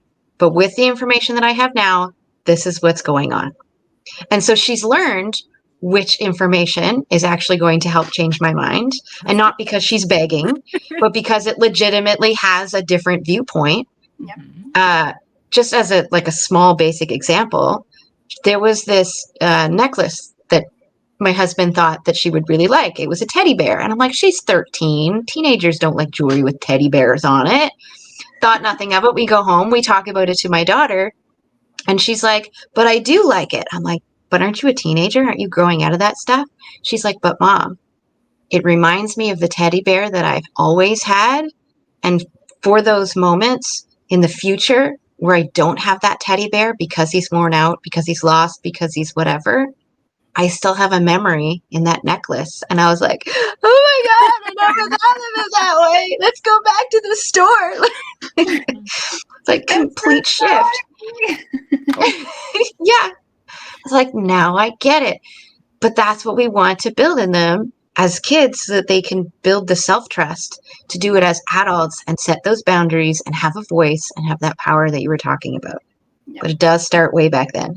So Laura, I'm so fascinated as you're talking about a voice and a power. And I know you have an amazing show that I can go back and listen to all of these for. What is your main reason for leading this podcast? Ooh, okay. So my emotional journey through all of my stories is this pattern of rejection and disconnection and my desire for connection. And I'm an extrovert, so I connect and feed off of the energy of other people. I'm learning to do that more on my own now as I get older. So having conversations with people, and especially interviews like this, the people who are the change makers of the world, who are willing to question the status quo and innovate and have these fresh new ideas and creativity, I can read people's eyes. So when I see another entrepreneur with that fire within them, I go, I see you beneath the masks and armor, and the thing that's holding you back are your stories, is how you're seeing your stories and how you perceive your past self. If I can help facilitate a conversation where you get to see some of the magic that I see, and that safe environment where you get to see through my eyes with the authentic default version of who you are. Mm-hmm. Oh my God, the ways that I could change the world just with a conversation. Yep. To me is so beautiful. And then I get to share that magic and my vision of you with other people. So then they're inspired by you and then they go change their spaces. It's like, yes, Ripple One effect. person. You ripple just have effect. one person, you know?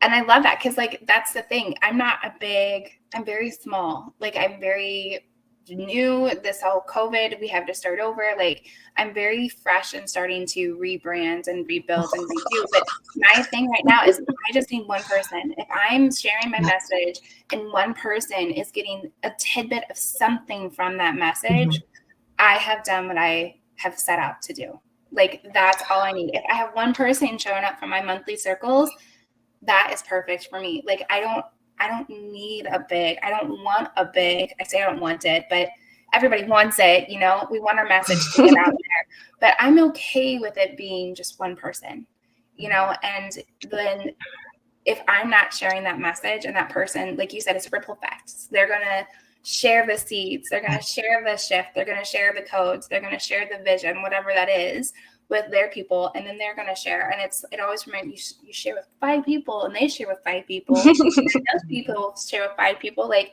it always reminds me of that. And so that's the vision that I've always had, is if I hit one person, that's going to do enough ripple effect to start getting that message out there, to start getting that vision out there. And so, you know, I love that, Laura. I love that you're like, just I see you, like, I could do it. So. Oh, yes. Because I think about that one person being the past version of me. What did that past version of me in the middle of my struggle need to hear, need to see, need to experience? How can I be more of that person today so that I can help people like that old version of me? And it helps to heal that old pain. Yep. So much of the work that I do is helping people to speak from their sparkle instead of speaking from the pain of that person, of that version of you. It's like, please let it out.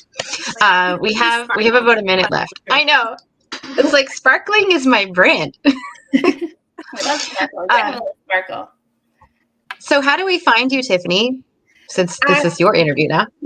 I am on social media. You can find me on Facebook and on Instagram. Facebook, it's Sacred Lotus and the Healing Hut. I built my own healing hut during COVID, so we have a healing hut here. On Instagram, it's at Sacred Wellness Journey. And then you can find my website. It's Sacred Lotus, T as in Tom, M as in Mary, P as in Paul, .com. For all of my programs, upcoming events, and services and things like that. Nice. So if there was one thing that you just needed people to take away from this conversation, what would it be? The one thing that I'm so passionate about is find your voice and don't be afraid to share it.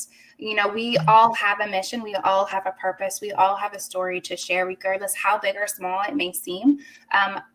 But don't let that be the reason why you don't get that out. Don't let that be the reason why you hide, you know, the value that you've got within you, because everybody's got something for somebody. We just have to be willing to let it go.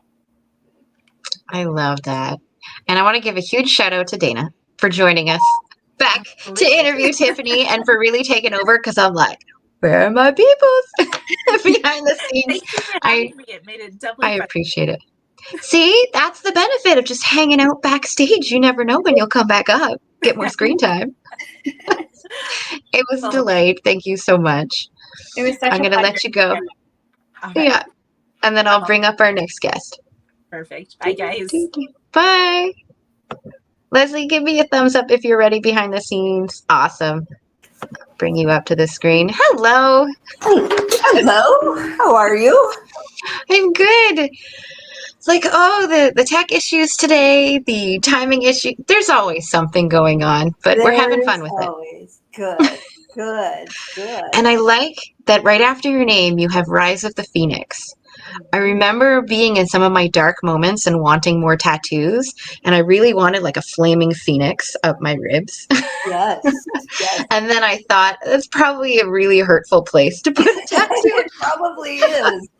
I have a tattoo of a phoenix on my back, so on my shoulder blade. So Nice. I Yes. should have done the shoulder blade. I have like a rose that goes from shoulder blade to shoulder blade and then down my spine. Oh, It hurt. It hurt a lot. that'd be a good one. Yes, absolutely. My girlfriend, So she what has a lovely way to it on her arm. She's got a colored What? one. My girlfriend has a tattooed on her arm, and it's colored here, and it's holding the eye of Iris on it. It's really cool. Oh, Very cool. so pretty. Well, I would love to talk about tattoos all day. Yes. We want to get to know we want to get to know more about you, Lesley, more about your message, and more about the ways that you love to share your message. Because really, there's no one right way to do any of it. It's knowing who you are and expressing that through your chosen ways to share your message. So, Exactly. Tiffany, do you have like a fun question to start off? I'm going to pick on you for a moment. Pick on me for a moment. So I always like, what was the pivotal moment in your life that decided to share your passion to the world? What was that one thing that made that happen? Okay, well, Starting deep, like it. yeah, let's just jump right in. Hey, so, I mean, quickly moving up to that pivotal moment. I'm a psychiatric nurse by training and worked in public health here in Canada, and so if any of you knows a fair bit of nurses, they tend to give a lot. And they give a lot to their families and, to everybody else and not to themselves. And I spent many years doing that. And so I have actually two pivotal, well, let's just start with the first one. And, I have three beautiful girls. I checked off my checklist. I graduated, I got a job, I got, married my college sweetheart, got a house, we got three beautiful girls, primary support to my mother, and all the while just giving to that checklist and losing myself in the process. And I remember having a conversation with my eldest daughter. They're all adults now. But at that point, she was about 16 and she was having trouble with a boy. She was, she was a dancer, a singer, and she'd stop kind of showing up to dance, stop singing. She was doing things she wouldn't normally do just to try and be with this boy. And so I gave her the wonderful motherly advice that says, you know what, if they love you, they'll encourage you to do those things. They'll support you as much as you support them. And, which is really important for our children to learn. But after I had that conversation, I really took a really good look at myself, because this light bulb went up for me that said, what am I modeling to my children in sacrificing everything that I love, or, and to me, it was just what I did.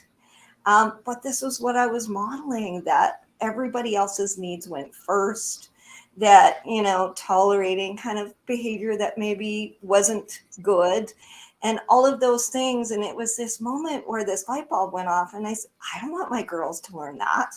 I want my girls to be everything they can be, to be who they want to be, not to sacrifice themselves. So yes, that was a pivotal moment where I just decided I needed to make some really big changes in my life. And so I did. And my girls and I, and my mom, who I was primary support for, we moved into a home on our own, and started a journey of, getting to know myself, getting to know what I loved, and really being that model that my girls deserved, to be able to grow into adults who were happy and passionate and inspired and doing what they wanted to do. So that's definitely one pivotal moment for me. Yay! Oh, I relate to that. Foundation of why I do Glory Mama right there. That right there. Called it, Lesley. Yeah, that brings back memories.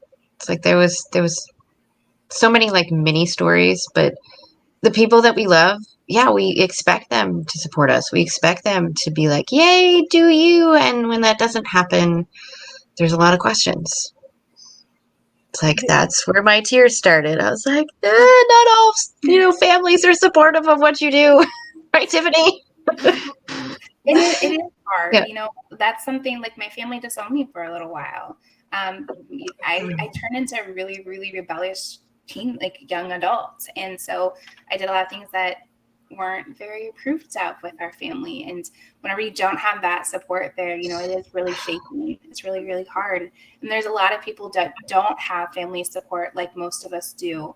And so it is a very raw and heartbreaking thing to understand, teach your children that, yeah, we have, aunts and uncles and things like that, but I'm sorry, they're not a part of your life. How can we take and shift that into a beautiful aspect that actually makes them stronger? So that's beautiful. Yeah. I love that. Yeah, that it makes me think of a conversation that I was having and with one of my girls, probably my youngest, I think it was. And, I have a really good relationship with my girls. I'm so blessed and I'm so happy about that. And they don't have as good of a relationship with their dad. And, having those conversations, feeling disappointment at how those relationships goes, and also learning how to put the boundaries to say you don't have to have the relationship that the other person wants. You can have the relationship that you want. So if it's hurting you, you can put boundaries on that. Yeah. You don't have to, again, this is the same message. You don't have to lose yourself to keep that person in your life. In fact, it's important that you let some of those things go, those expectations on those relationships that maybe they're just not capable of having. Yeah. And so, having that conversation was, I know your dad loves you. Like, I know that, but he loves you in the way he loves, which is different from the way you love. And so to understand and accept that, right? Yeah. She was much more able to build a relationship with him from that level rather than always trying to reach out and find this love in the way that she gives it, which is with everything she has. I had that exact conversation with my daughter a couple years ago. Her love language is giving, so she likes to give gifts and receive gifts. And my husband's love language is quality time. So he would ask her every once in a while when he did have time, hey, do you want to play a board game with me? And she would say no. But yet she would go and she would give him something, and he's not a gift person. He's like, yeah. And so there was always this miscommunication of love. And I had to sit down with her and be like, look, this is how daddy shows that he loves you. This is how daddy likes to receive feeling loved. You are different. This is how you like to give it. This is how you like to receive it. And then I put myself in there and I showed different examples of how we can all say it the way the other person wants to receive it. It was an interesting conversation. It is really important to know your family's love language, I have to say. My husband's very affectionate and I'm very not. Like, I like mine, like, that should be something like, he's like, I want to hug you, I want to give you a kiss, I want to hold your hand. I'm like, no, the kids are around. It's weird. And then I'm like, what am I teaching my kids? Like, I'm teaching my kids that it's not okay to like love each other. And like, that's not okay. And so now it's like, I'm working on it because I know that's his love language. I'm like, my love language is like, just give me some space. It is huge to know those love languages and to start to, understand that, but that awareness of your own, your own and how you're reacting to other people is really huge because, like you said, I was like, why can't I do this and teach my kids that this is okay to be affectionate and loving with each other?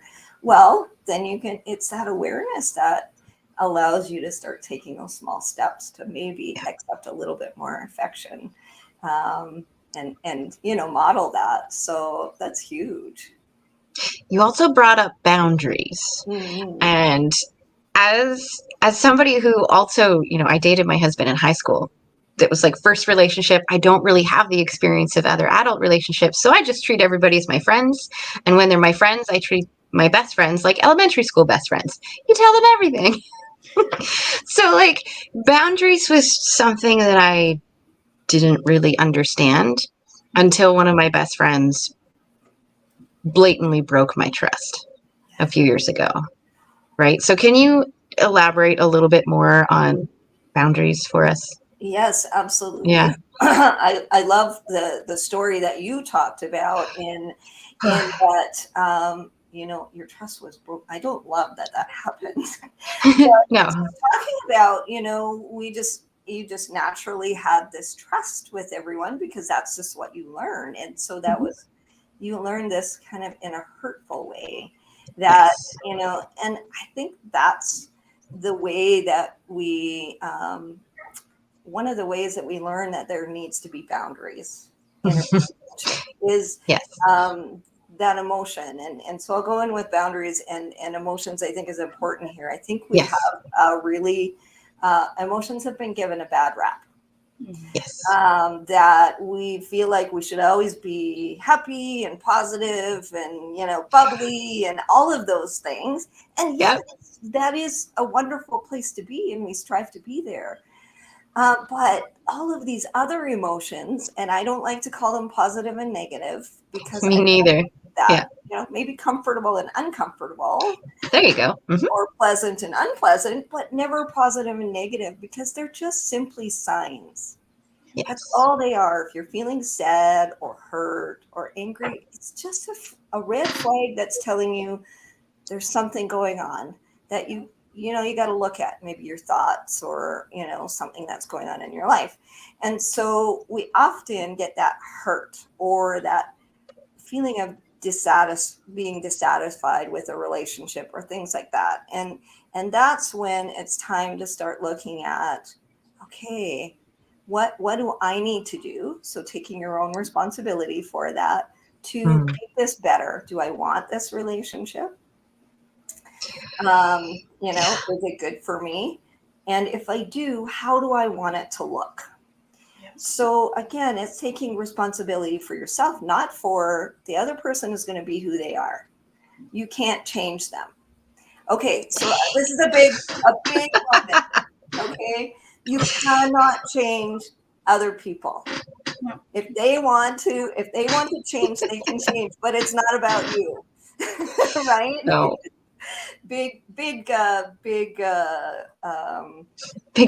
billboard sign. Yeah. You cannot change. people.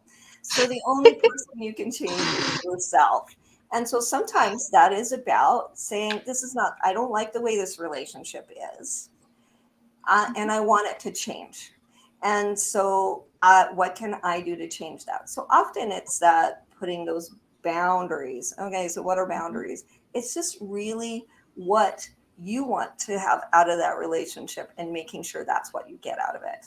And if they can't give you that, then you're like, done. So how do you do that? So you can have either you can just start setting those boundaries. So I talked about my daughter with her dad, where she's a giver and she just, wanted him to give back in that, in the way that she always gave. And, she was always available and all of those things. And when I had that conversation, just to, the awareness that he loves differently and that, maybe he would never meet those expectations that she wanted.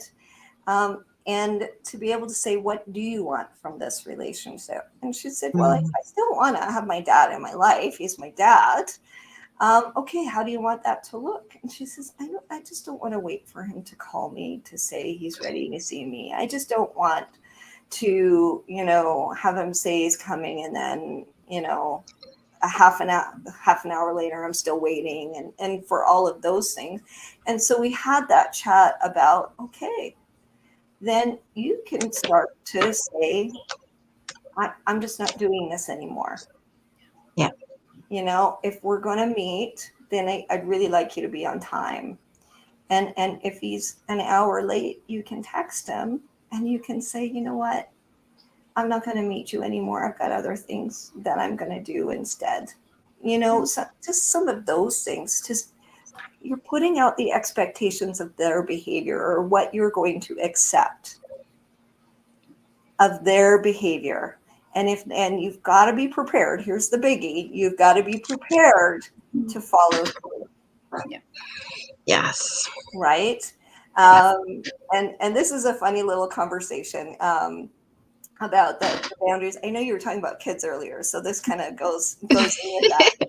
You know, my girls were kind of fighting, my two older girls, and they had a birthday party to go to later on. And, you know, I was like, okay, come on, stop. But, you know, fight. I said, okay, you're not going to stop. I was desperate at that point. I said, you're not going to go to the birthday party. I said, and not only are you not going to go to the birthday party, we're going to go to the door. You're going to give the gift because she shouldn't lose because you're fighting, and you're going to apologize to her. Yes.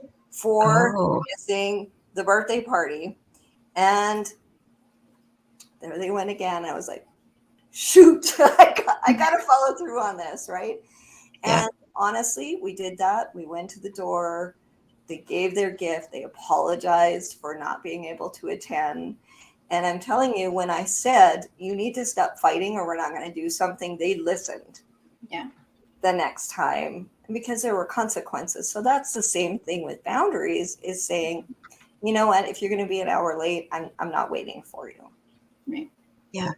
I really like that example with the birthday, though. I can't tell you how many times over the years my daughter's been like, I don't want to put on shoes, or whatever stupid thing it was in the moment. But yeah, I got really angry, and I'm like, well, you're not going to the party. Forgetting that, you know, it's affecting the birthday kid. Yeah. It's affecting the other birthday attendees and the parents and like all these other people.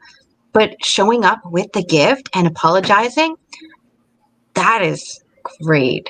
Yeah. Because then everybody else still feels supported. And at the same time, they have to own up to the consequences and the emotional consequences of what they did. Exactly. Oh, I like that so much. Exactly. That was one of my, you know, stellar parenting moments. I gotta say it was, and I've got a few that aren't so stellar for sure, but Oh, my non-stellar one. Okay, I just have to share this because it's funny. My daughter used to make me so angry because we were talking about how they're little reflections of you that you just want to like, ugh.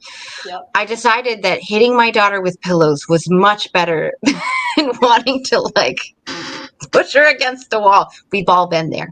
You imagine it and you're like, oh my God. So you just beat them with pillows lovingly.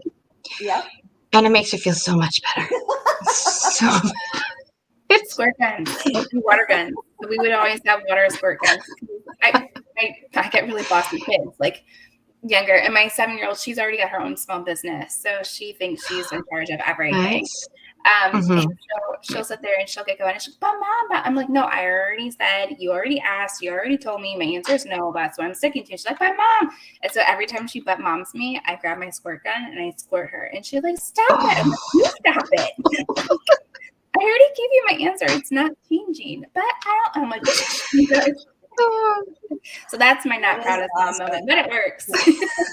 You know, okay, now we want to know yours. You gotta tell us, Lesley.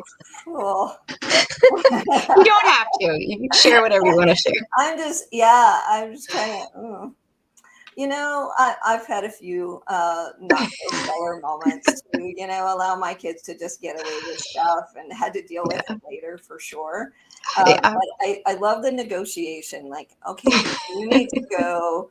Okay, you have 15 minutes to watch your show, and then you need to go, you know, clean your room. And they'll say 20, and I'll say 10. And then they'll say 20, and I'll say 5. And then, you know, then we get to, all right, 15 is good. All right, good. You can negotiate too in those ways, which is not a non-stellar. That's a stellar. I'm, you know, I have some pretty good moments where, you know, I raise my voice in a way that I do not like to. That's just, I'm usually the, you know, the patient, the calm, and all of that. But they get you. They get you sometimes. something. And I have 3 girls. And so there's just something about girls with moms that are just able to just get under that skin, and you're like, oh, I can't. And so the big little human message with that, though. Yeah, I can hardly stand it already. Blow, right? I have had a few blow moments, and here's what I'd like to reframe this a little bit, because we all have blow moments. Yes. And here again is what I think we're teaching our kids when we're not perfect. You know, my kids used to say, you're just so perfect. You do da da da. And I'm like, I'm so not perfect. And what we teach our kids when we try and keep it steady, we don't cry, we don't get angry, we don't get frustrated and all that, is we teach our kids that that's what they're supposed to do. That they're supposed to be perfect, and they're supposed to be, you know, they're not supposed to do those things. And again, I don't want my kids to learn that. I don't want my kids to think that they need to be perfect. I want them to understand that there are times that maybe we don't handle things as well as we could. And there are times that, you know, we act in a way that we wouldn't normally. And that's okay. That's part of being human, as long as we take responsibility for that. So, you know, if I lose it, and it doesn't happen very often, I will say, hey, you know what? I'm sorry that I lost it.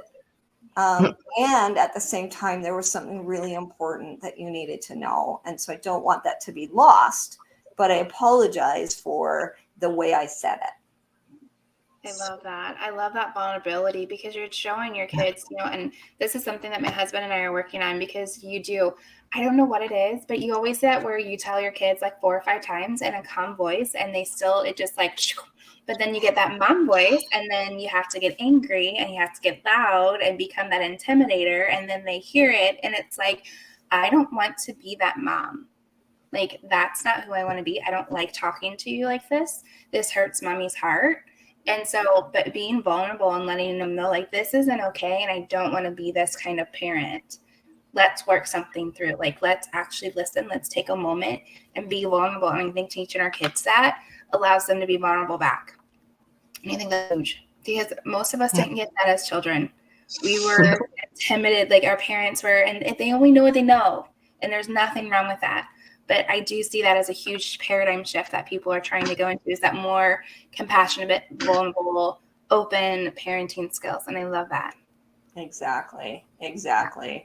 And I'm glad you pulled it all together, because I was just about to be like, okay, I know this stuff happens, but let's pull it all together.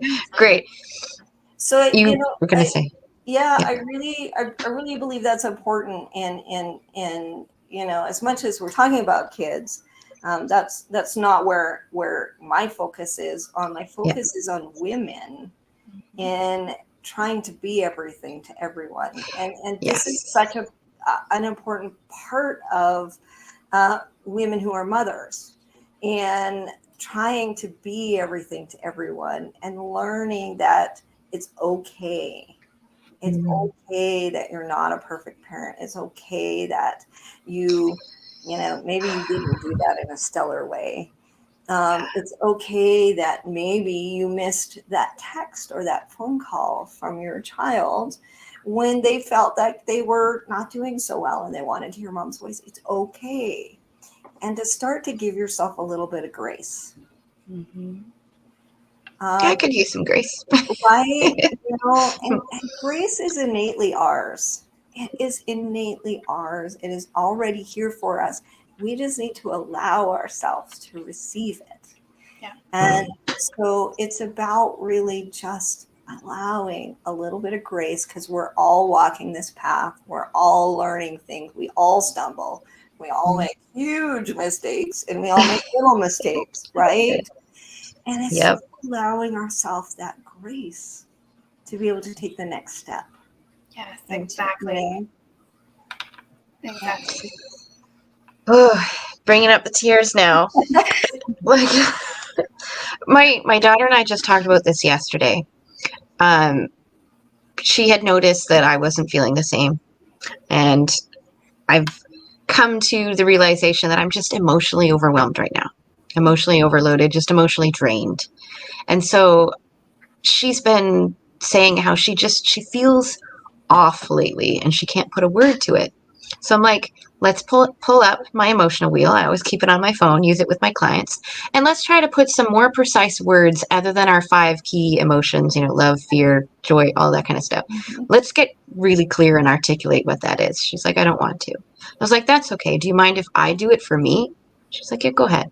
So then I start looking and I'm looking on the map and I'm like, okay, I think I'm feeling, a little bit of loneliness. I never noticed I was feeling some grief. Okay. But I'm also feeling content at the same time. We're allowed to have multiple emotions. And as soon as I point to these emotions on the wheel, she starts crying on my shoulder. And I was like, what's going on? She's like, I never realized that I felt that way too. It's like, okay.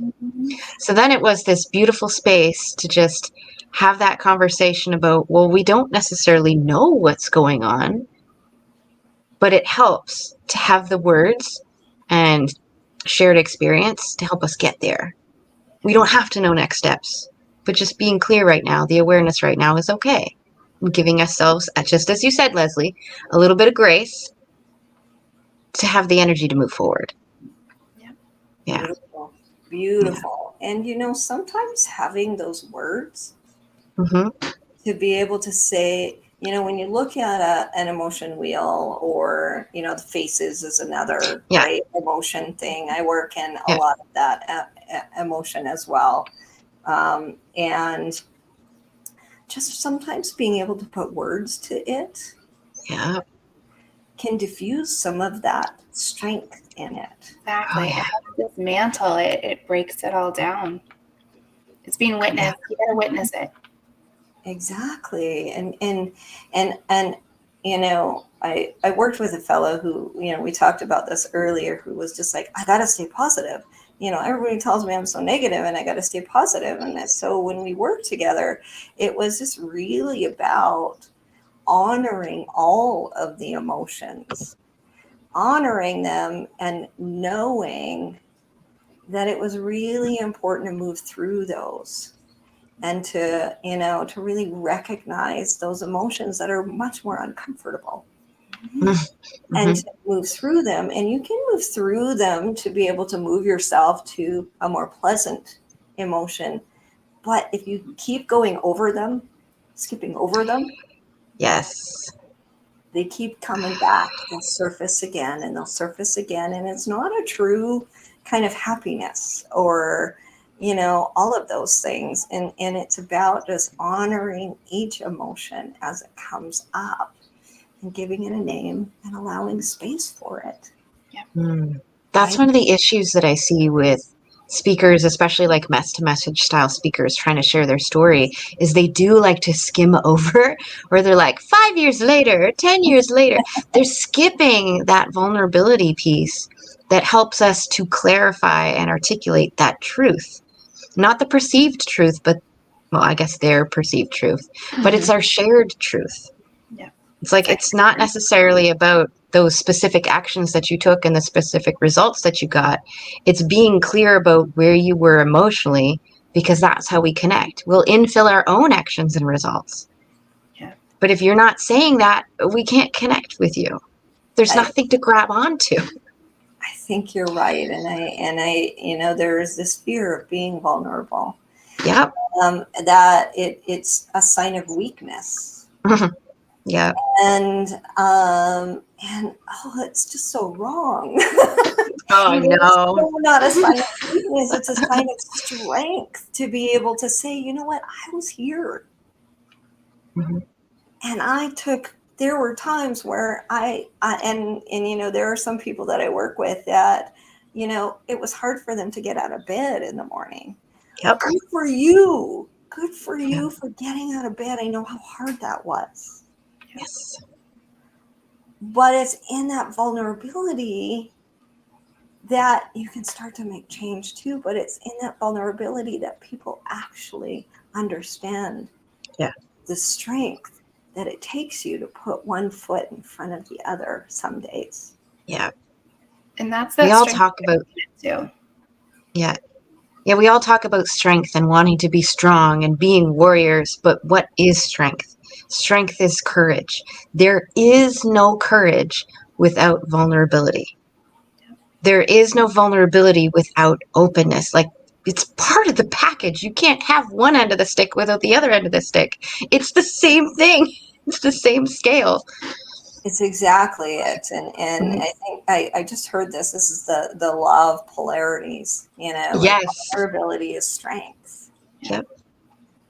And just knowing that, you know, I think people also have this mistaken thought that people are judging you for where you were. Yeah. You know, that, and really, I think most times that's our own judgment for where we were. And people actually really want to support you. You know, whether you're on stage or whether you're, you know, speaking in a place like this, or, you know, sharing your story in a room just with people that are around you, people generally really just want to support you and say, good for you, way to go. You know, I do. Yeah. yeah, you know, and so it stops people from sharing those things, and those are the things that help other people to transform and take those steps that maybe they were having a hard time taking before. Yeah. One of the first times I was on a professional stage, I told my story for the first time in public, like not to a doctor, not to my immediate family, just in public for the first time. And I was ugly crying, like microphone, hand shaking, all of it going like ugly crying mascara on stage. But by the time I was done, thank you, vulnerability is strength. By the time I was done, when I got off the stage, everybody except for like 3 people came up to me. Most of them gave me hugs. And I remember this one lady that was sitting near the front. She's like, thank you for sharing your story. 1, I didn't know that that was actually what was going on in my life. 2, you're giving me permission to share mine. Yeah. And I was like, I didn't even do a great job. And you're still inspired and you're still seeing things differently. It's just magical. It absolutely is. And no judgment there, right? I didn't even do a very good job, but you know what? You did exactly the job that you were supposed to in that moment for those people that were there. Yeah. They needed what you gave them in that moment. Yeah. Which thankfully that was what the whole event was about sharing your stories and seeing the overcoming stuff. But like, I didn't expect to just trauma dump on everybody. But that's what happened, and like everything was fine and it's all good. But yeah. And you learned that it was okay to share the story, and people don't judge you about it. They actually really want to, they're cheering for you. Yay. Okay, you can make it. They needed to see that. And that's the thing too. I think one of the things that always scared me about public speaking is people always seem to have their stuff in order. Like when you see them, they're on stage, they're graceful, they know what they're doing, they're confident. And I'm just like, that would not be me. I would be the hot mess going like, oh my gosh, people, I don't know what to do. Where's words? Like, and so you're showing that you don't have to know what you're like, not that you don't know what you're doing, but it doesn't always look like that perfect, idealistic, like their hair's together, their clothes are together, everything, they're hitting all their cues. Like it doesn't have to be perfect. And that imperfection is exactly what people need to relate to say, you know what, she's just like me. I can relate to that. She's going through the same thing as I am. I can relate to that. Her vulnerability, that must have been terrifying for her, but she did it. She looked like she's owning that. She's rocking that. Like I can relate to that, you know? And so that's amazing. That's great. Oh, at the end, we were balancing like plates on my fingers and I was doing fancy kinetic moves. It was fun. We had everybody laughing by the end. But Lesley, I want to like really narrow into this core message that you have. And I want to start there before I start asking you about the ways that you like to share this message. So if you could like summarize in about 1 sentence, something that you just need people to take away, what would that be? Oh, okay. Oh, I have a couple, but always. The first thing is, you know what? Being of service isn't about self-sacrifice. that it's really important that you hear this. Being of service, whether it's your family, to your friends, volunteering, work, it's not about self-sacrifice, because when we give from an energy of guilt and responsibility and sacrifice, it's received in that energy. And it almost creates this contract of, needing to do or being dependent on that, or, needing to do more. But when we give from a place of fulfillment, when we have fulfilled ourselves and we are passionate and we love our lives and we're giving from a space of love, I love to do this, I want to do this, it's received so different. I'm getting goosebumps. It's received so differently. I know. Leaves people able to go out and give to others. Yes. Right? So we allow people to grow when we give from this place of fulfillment and love. You gave me goosebumps too. And I'm going to be reaching out to you after this because I'm pretty sure I have an opportunity for you to speak. You are a speaker as well, correct? I am a speaker. Yes, absolutely. Because I host a conference called the Solopreneur Conference, and I replaced the Know, Like, Trust, Buy framework with something I call Courageous Connection. And number 5 is service. And you spoke to exactly what I'm trying to say in that step, is that it's not, as thank you, Facebook user, for putting it, it's not about self-sacrifice. It's about that connection that's within that and speaking from what I call a place of sparkle versus from your pain. Exactly. It's like, come from a whole other stance. We need to chat. The things that we can give and how we can help people from that space is so different. So different.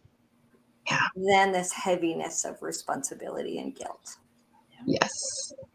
Or the shame, which is what I see in a lot of marketing. It's like shame you into this and pull you into that. It's like, no. There doesn't need to be desperation and shame or guilt or grieving or any of that. Let there be love and peace and all the lovey-dovey, like woo-woo stuff. Yeah, give me more of that. I love woo. So just so you know, I embrace the woo. So yes, and so you're right.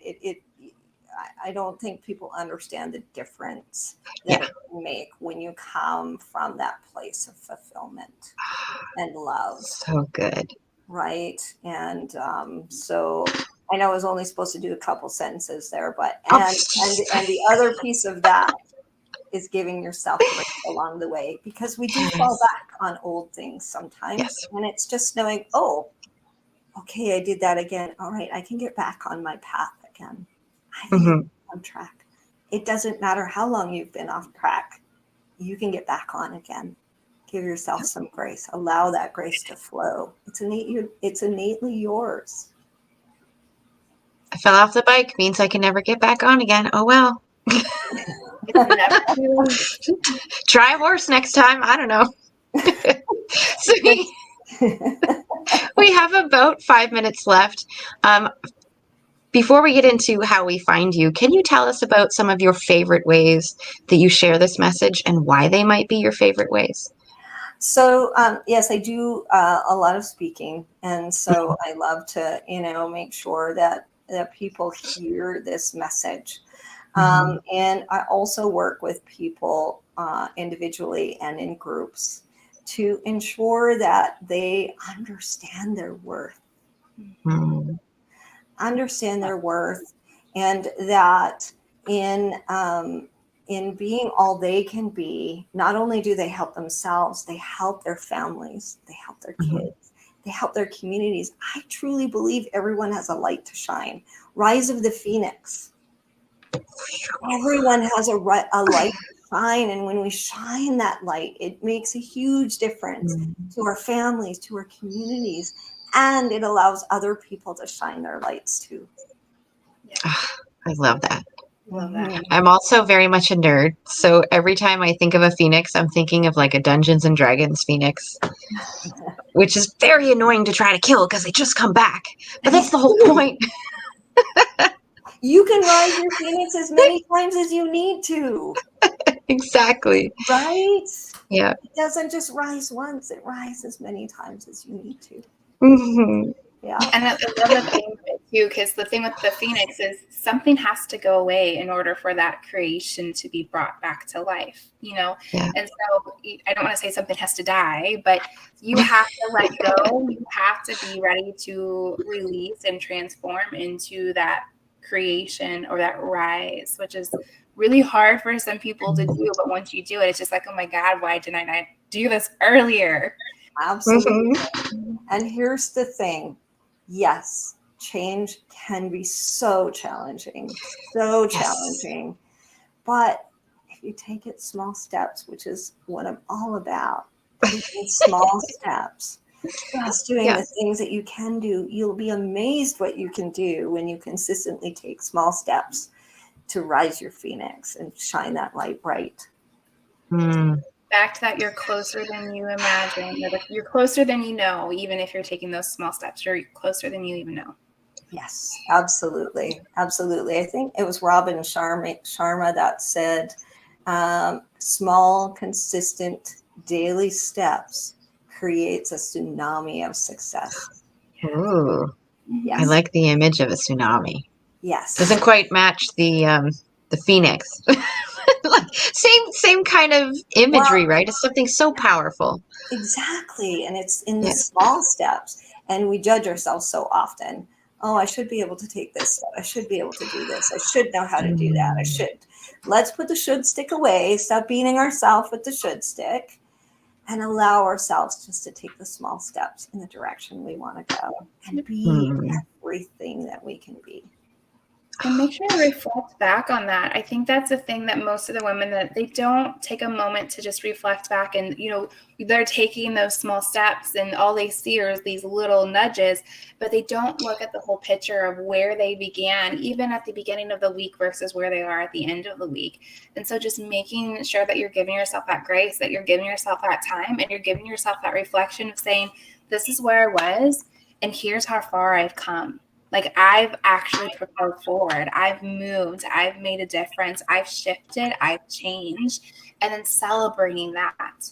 Because if we're not celebrating ourselves for the work that we're doing, then what are we even doing this for? We got to celebrate ourselves. Right. I agree 100%. Sometimes those small steps seem really small. But I'm telling you, when you look back, you'll see the shift. You'll see the change.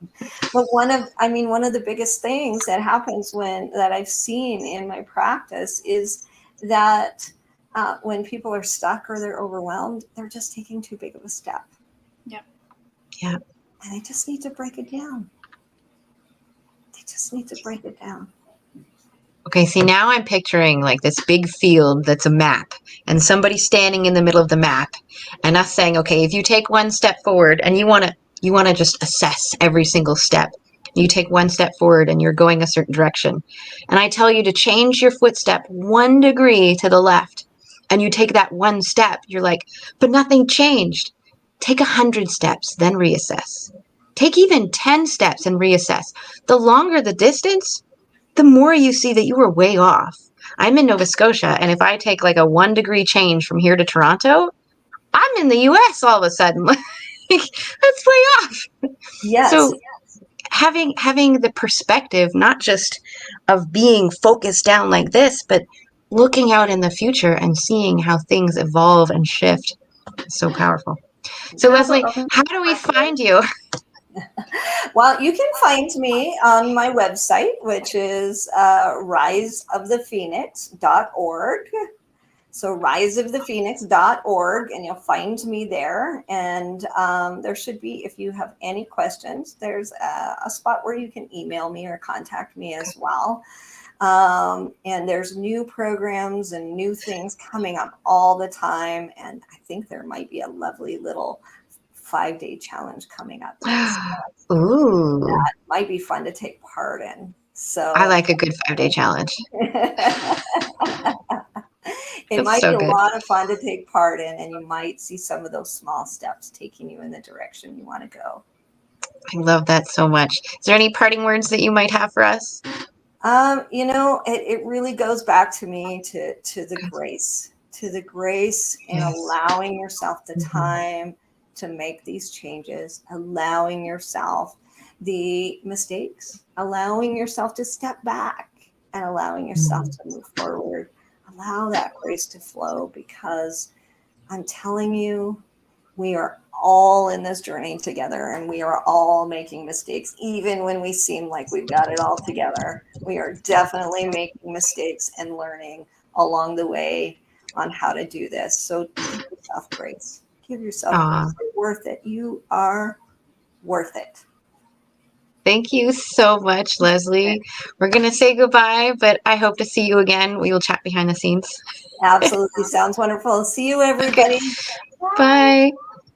Barbara, give me a thumbs up if you're ready to come up on stage. Because sometimes they're just setting up a mic or something in behind. It's all good. Thumbs up. Great. Welcome to the stage, Barbara.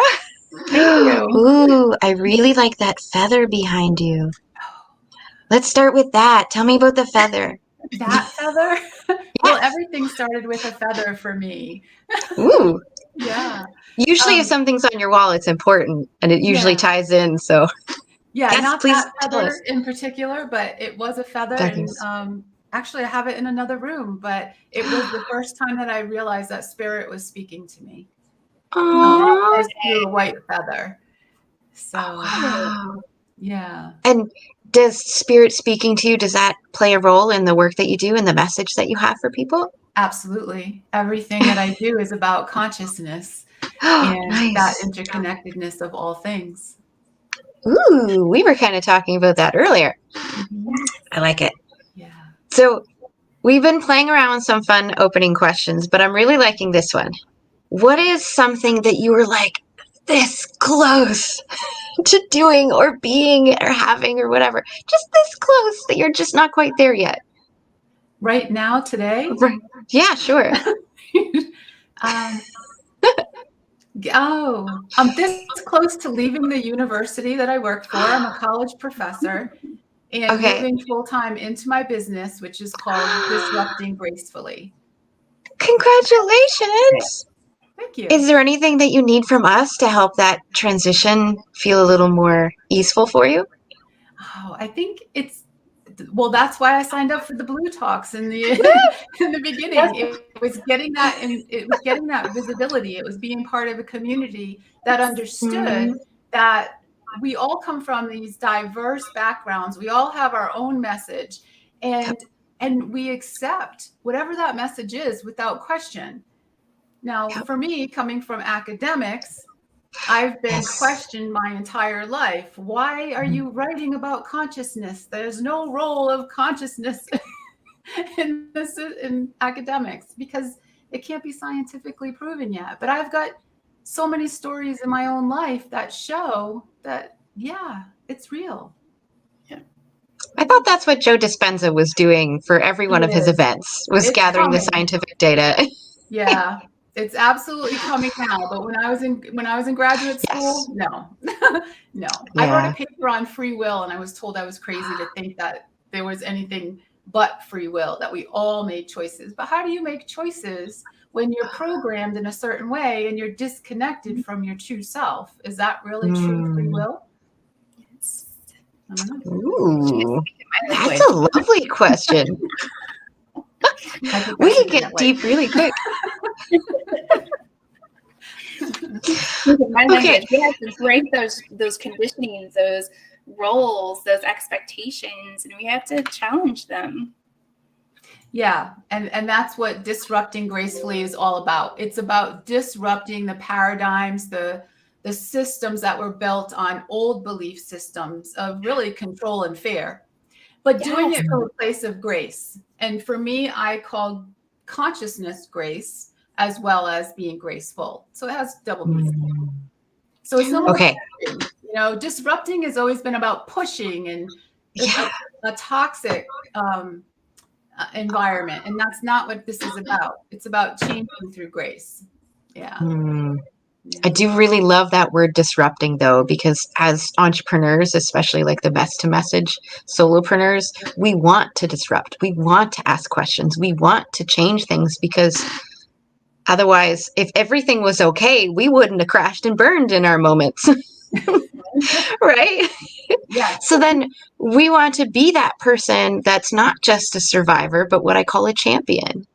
So we're not a victim anymore. We're not a survivor anymore. We've elevated that, and we've now taken it upon ourselves to go above and beyond and say, I want to champion others through this as well.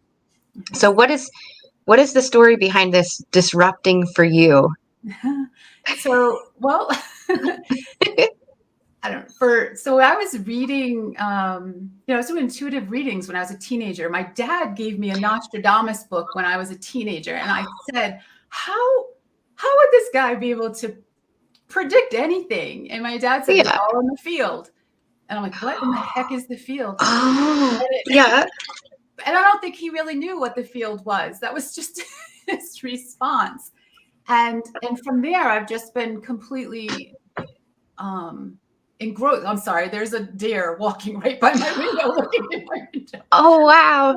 Oh, beautiful. And they're very graceful animals. So anyway, that's what sparked it for me. That's what sparked the conversation. But for my entire life, I lived two lives. I was academic Barb and I was spiritual Barb. And they never got together until I went into bone marrow failure in 2014. And wow. Yeah. And I think it was my higher self saying, okay, you've played this game. You've walked in these two worlds long enough. When are you going to merge who you are and walk fully? And so with I had a bone marrow transplant. So I actually carried the DNA of my donor through my blood. Yes. Yeah. And my DNA in my hair. So if I could fully integrate the DNA of another person to bring me back to physical health, why couldn't I merge these two sides, academic and spiritual Barb, and walk fully in who I am? Yeah. Okay, I had to look it up. I was like, what is the spiritual meaning of a deer? It says, from the gentle doe to the mighty stag, the totem deer represents gentleness, innocence, intuition, and unconditional love, as well as safety, strength, and protection. Deer are highly sensitive creatures and are intuitively aware of subtle energies happening all around them. So maybe that deer is picking up on your subtle energy all around you right now. Always. There's always wildlife. I love it. By surprise when I saw the head come by the window. It's always fun to know. So I call it bearing read. You talked about the feather, and the stag has the feathers on the feathers. And so I was like, as soon as you said that, I was like, oh my gosh, that card. And then she read it. And I'm like, okay, I got to pull the card out. So, okay, what does the card say? So, see, I love all of this because it's pure and in the moment and like spontaneous. This is just what's supposed to happen. Yes. I gotta find it. It's all good. Yeah. Well, I'll share a short story then. I created an event or co-created an event called the Entrepreneur Summit, specifically because entrepreneurs have that dichotomy. It's like, I'm this person, but yet I'm also this person. And sometimes it feels like an oxymoron. It feels completely different. So how do we embrace both of those aspects or all of those aspects of ourselves, which we kind of mentioned earlier with culture and background, to just be our expression of our authentic selves? Yeah. It's like, I love that. Are you ready, Tiffany? I am. I'm really excited for this too. Okay, so Barbara, so for the stag, and like I said, it has your feathers and everything on it, so I'm really excited. It's about taking the lead.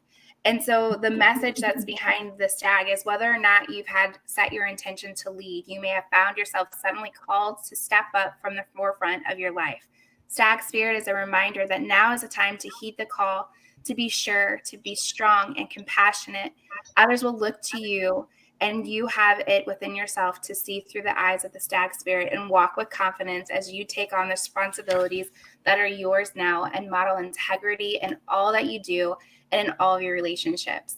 Be willing to see the best in others so that your compassionate heart keeps you on the right path. Stag Spirit wants you to know that your responsibilities now are to yourself too, for you are learning and developing new skills. The best in you is coming into view as you step forward with strength, knowing that Spirit supports you as you compassionately take the lead. You are a model for transformation now, sharing your experience, your strength, and your hope with others so that they too may grow and discover their best selves. What a gift you are. Stay humble and authentic and walk your talk, for this is how wise leaders lead. Ooh, I Ooh. know.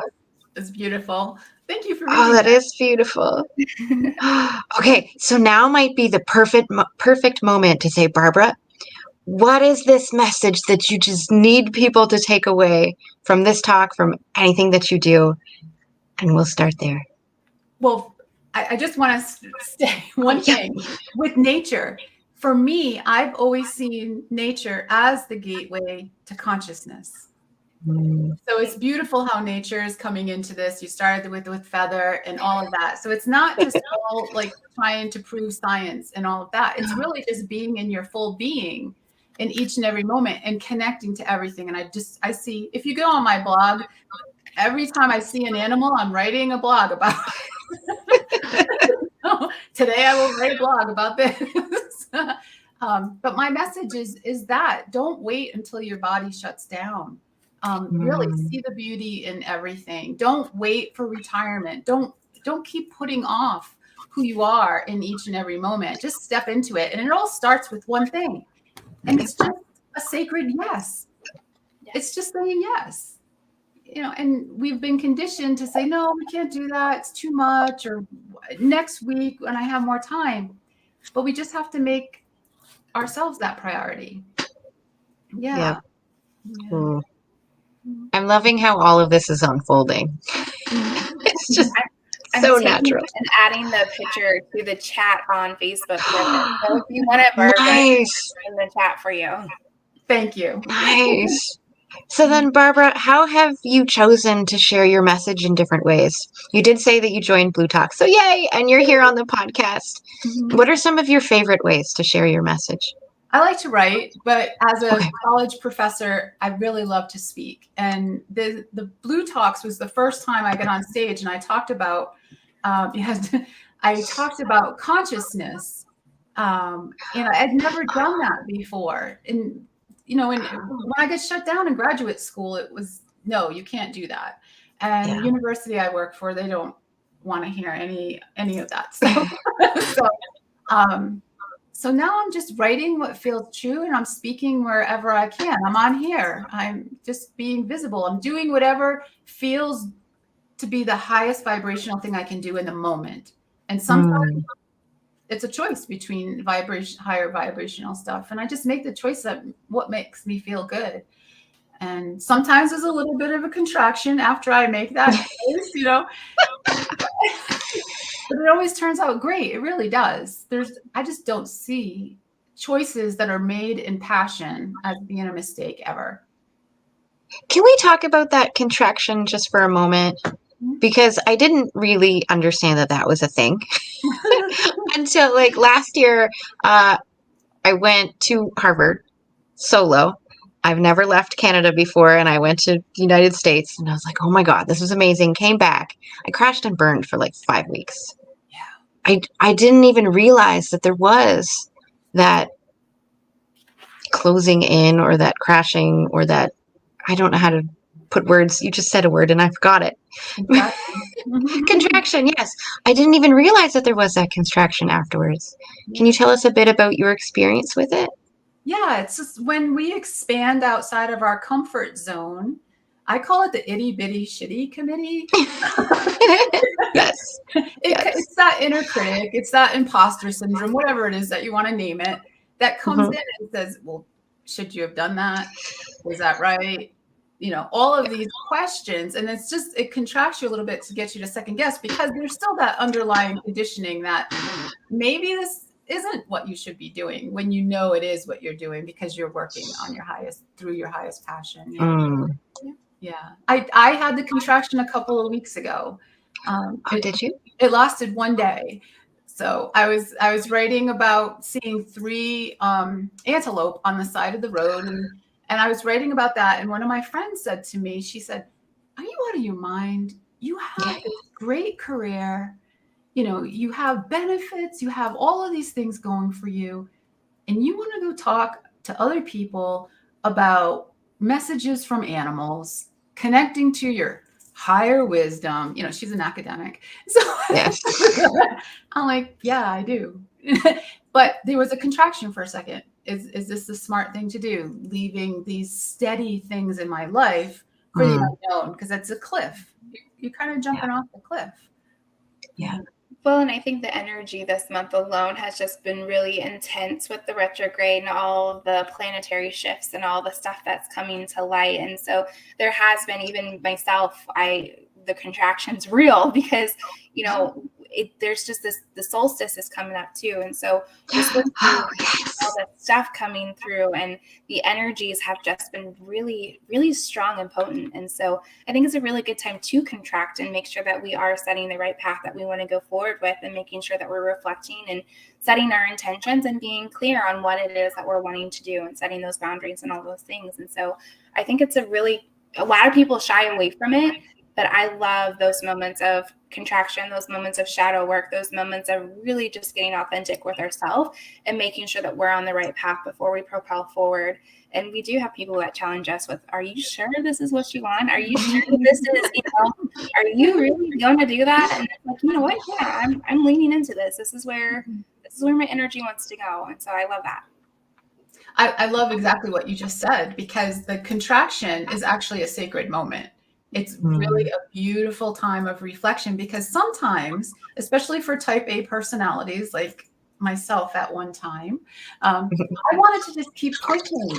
So if somebody said something to me, I might say, no, I'm going to do it anyway and push through. Yeah. Very much me. Contraction, you get to reflect. I'm sorry I made the joke.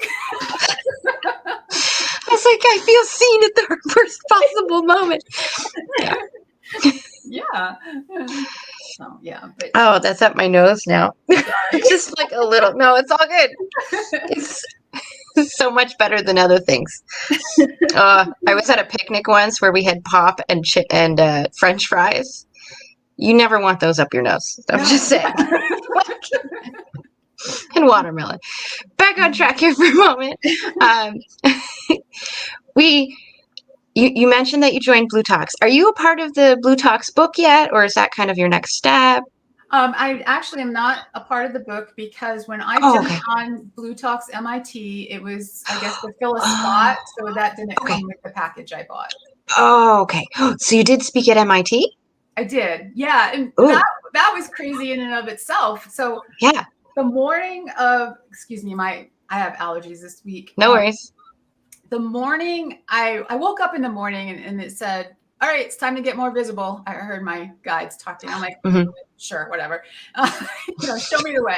And I opened up an email, and it was from Corey saying they needed to buy fill another slot. And I was like, oh, that's interesting. It's on the 5th of May. Now I'm leaving for Egypt on Sunday, the 8th. I'm like, how? I live in Colorado. MIT is in Boston, and then there's Egypt. My tickets have been booked forever. I'm like, how can I do this? And I'm like, Spirit, is this right? And they said, yep, it's right. I said, okay. So I contacted him. I booked it. I moved my tickets. I got to visit my mom. I grew up in Boston. So did you? Yeah. Nice. So, in Rhode Island, but I went to university in Boston. And everything, I called the airline. I said, all right, I was supposed to fly out of Denver. Can I now fly out of Boston on Sunday? Yep, sure. And I saved $200 in the process. And it was great. Nice. Yeah, everything lined up. So, yeah. It felt like a yes before I checked in with, I always check in with what I feel in my body before I go up a level. Yeah. Oh, yes. Yeah. Because it's for me to start trusting me more and more. I started doing that. Yeah. I wanted to trust what I felt, my sovereign self, before I spoke to my guides. Yeah. Can you speak to that word sovereign just for a moment? Because that word keeps coming up in my awareness lately, and I just don't have a good grasp of it. Maybe there's others like me. Who knows? Can you explain it? For me, it just means that I am working through what I want based on my needs, who I am, not based on all of the conditioning that has come. I don't like the word authenticity so much. I feel like it's overused. But truly that's what it is. So it's based on my yes. I'm not saying yes or no because somebody else wants me to do something. It's based on what I feel I need in the moment. Thank you. I appreciate that. And I love that you make that distinction between having your version of yes and having your guide's version of a yes, and having them separate and having them layered. I really like that. And they never tell me what to do. They don't, unless I ask in a certain way, is this a really great decision for me? And it could be a bad decision, but it turns out great afterwards. We were just talking about that yesterday. Yeah. So they might say, yeah, go for it. And then it turns into a disaster, but there's a wonderful thing at the end. Yeah. So it's part of, learning and growing. I was going to say, I think it's a really good opportunity too. Like, so I always see my guide team, or I call my team. They're really good opportunists. They always help me see the awareness of things that I could potentially step into. And stepping into sovereignty is just, like you said, Barbara, it's just really doing it for yourself, making sure it's your highest potential. It's for your good. It's not something that's somebody threw into your field that's being projected onto you. It's just that authenticity, but it is your sacred journey and feeling into if it's right for you or not. And so what I love about the universe is we create our realities, we create our futures, we create our outcomes, and they may not go as planned, but there's always something learned from that. There's always something that you like, that might not have been exactly what I needed, but now I know how to do it better. Now I can choose to take that lesson, that opportunity, and make it my own in a way that's going to really propel me forward. And so our teams are very good about giving us those options, those opportunities, and those awarenesses to say, hey, here's something to put you outside your comfort zone. Is this for you? Is this not for you? And then just leaning into what feels most supportive for yourself and just being true to who you are and to your message. So I love that. That's an amazing story. And I love how you say about creating your reality, because that's a complicated subject, because yes, we create our reality based on our perceptions and our intentions, but then we also have that next level of the collective reality that's going on around us. So sometimes it becomes, we stepped into our truth. It might not have worked out the way we wanted it to because there's other things going on around, but we did what we needed to do for us. Yeah. Beautiful. So then I want to know more about your experience at MIT, since you said you do come from academia and then you kind of are leaning against that to go more spiritual, and yet you're coming back to academia to, I'm assuming, speak about the spiritual. Yeah. So I wish, my ultimate goal in life is to speak about it. So the word spiritual has always had this connotation to it that you're either religious or you're new age. And I'm neither. I'm me. I'm my unique combination of beliefs. And I don't fall specifically into any bucket. Me neither. Yeah, I grew up, in going to church and all of that. But, as you see, I had my father who gave me the book on Nostradamus. So I had a nice mix of things.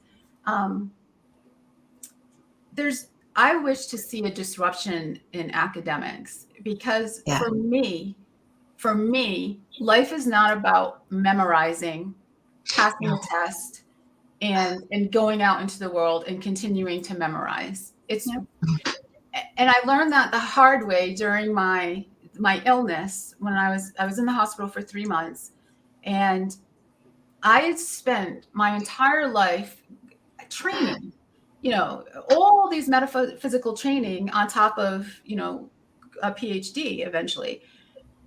And I never fully embodied what I learned, everything I learned in the metaphysical, but I never embodied it. And that was the problem. It was all memorization. I understood it. I could do it, but I wasn't fully embodying it. And I found that in the metaphysical field, where I would meet all of these professionals who said, why can't I have this feeling when I go back to work on Monday? Because you're not embodying it. So consciousness and all of this needs to be brought into mainstream everything, academia, profession, everything. So we understand the interconnectedness of all things. So I would love to have that conversation in academic circles. You know, I find that.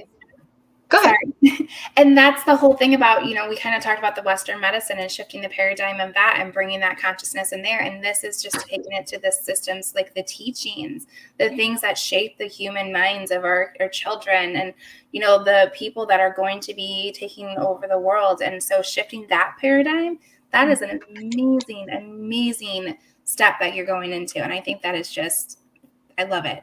I love it. All social systems. That's where I'm at.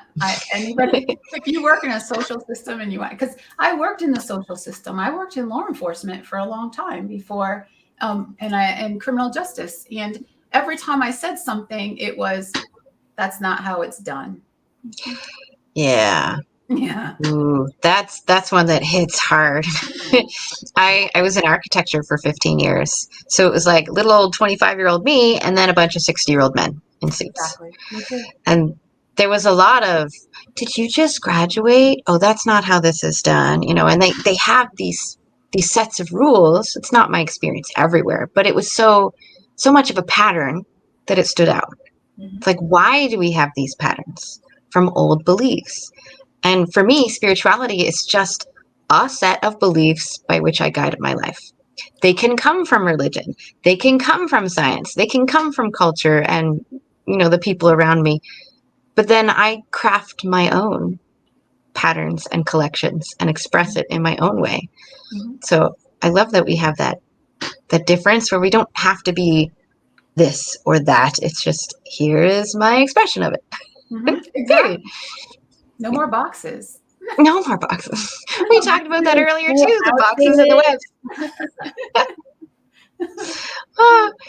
So how did it feel to be on stage? Because you mentioned that you like to write. Are you comfortable being on a stage? I was uncomfortable that day a little bit because I talked about the story of the night I lost my dad. And it was the first night that it was the first time ever speaking about it outside of my best friends and my sisters and my mother. I never shared that story on a stage. And it was hard keeping my composure. And I did. I didn't cry. My sister cried.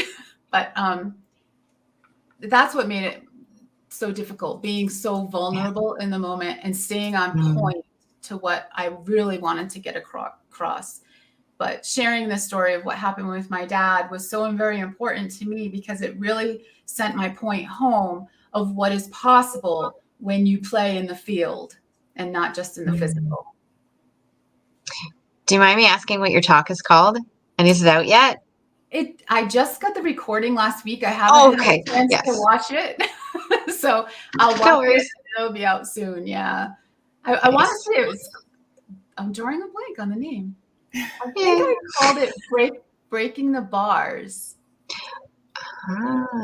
of Limitation. Because I started with a story about my dad. And he told me a story when he was first starting out in corrections where there was an individual deemed criminally insane and he was in a holding cell and the man broke the holding cell free from the cement floor.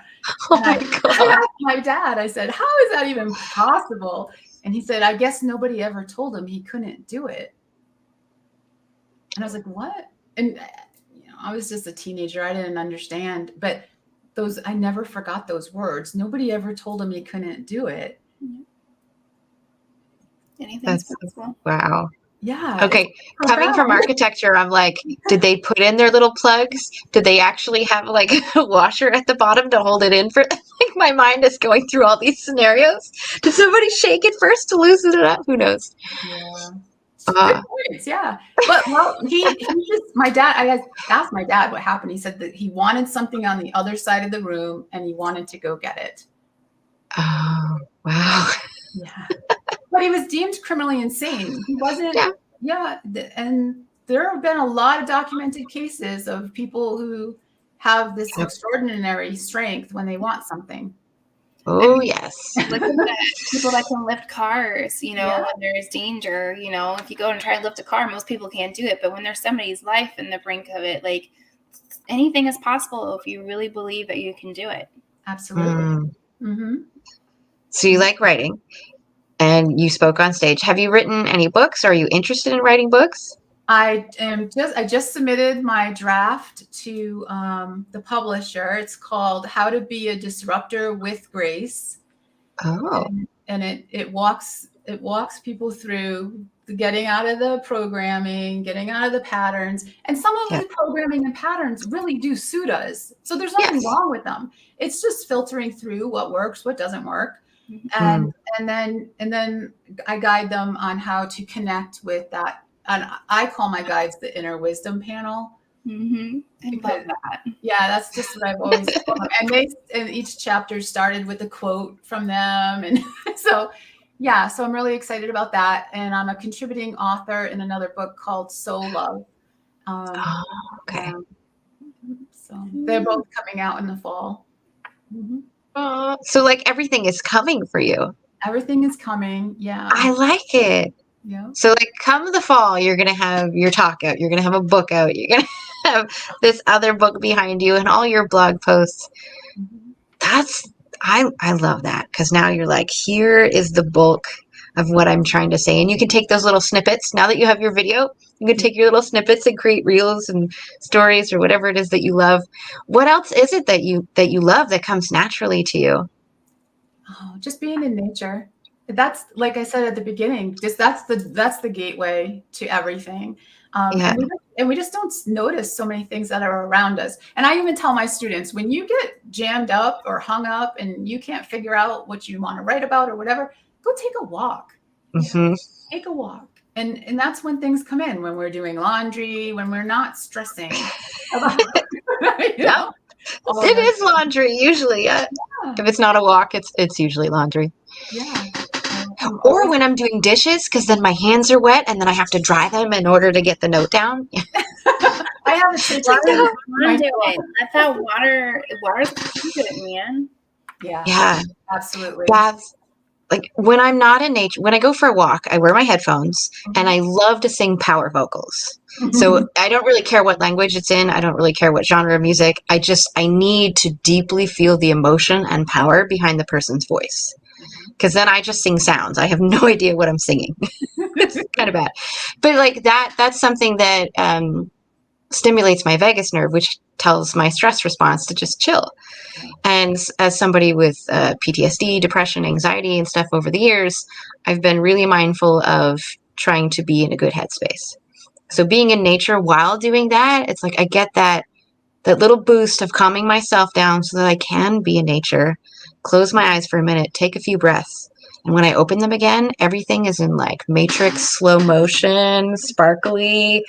That's how I know that I've had a good moment. Yeah. And when I can't do that, just as you said, Tiffany, I'm in the tub.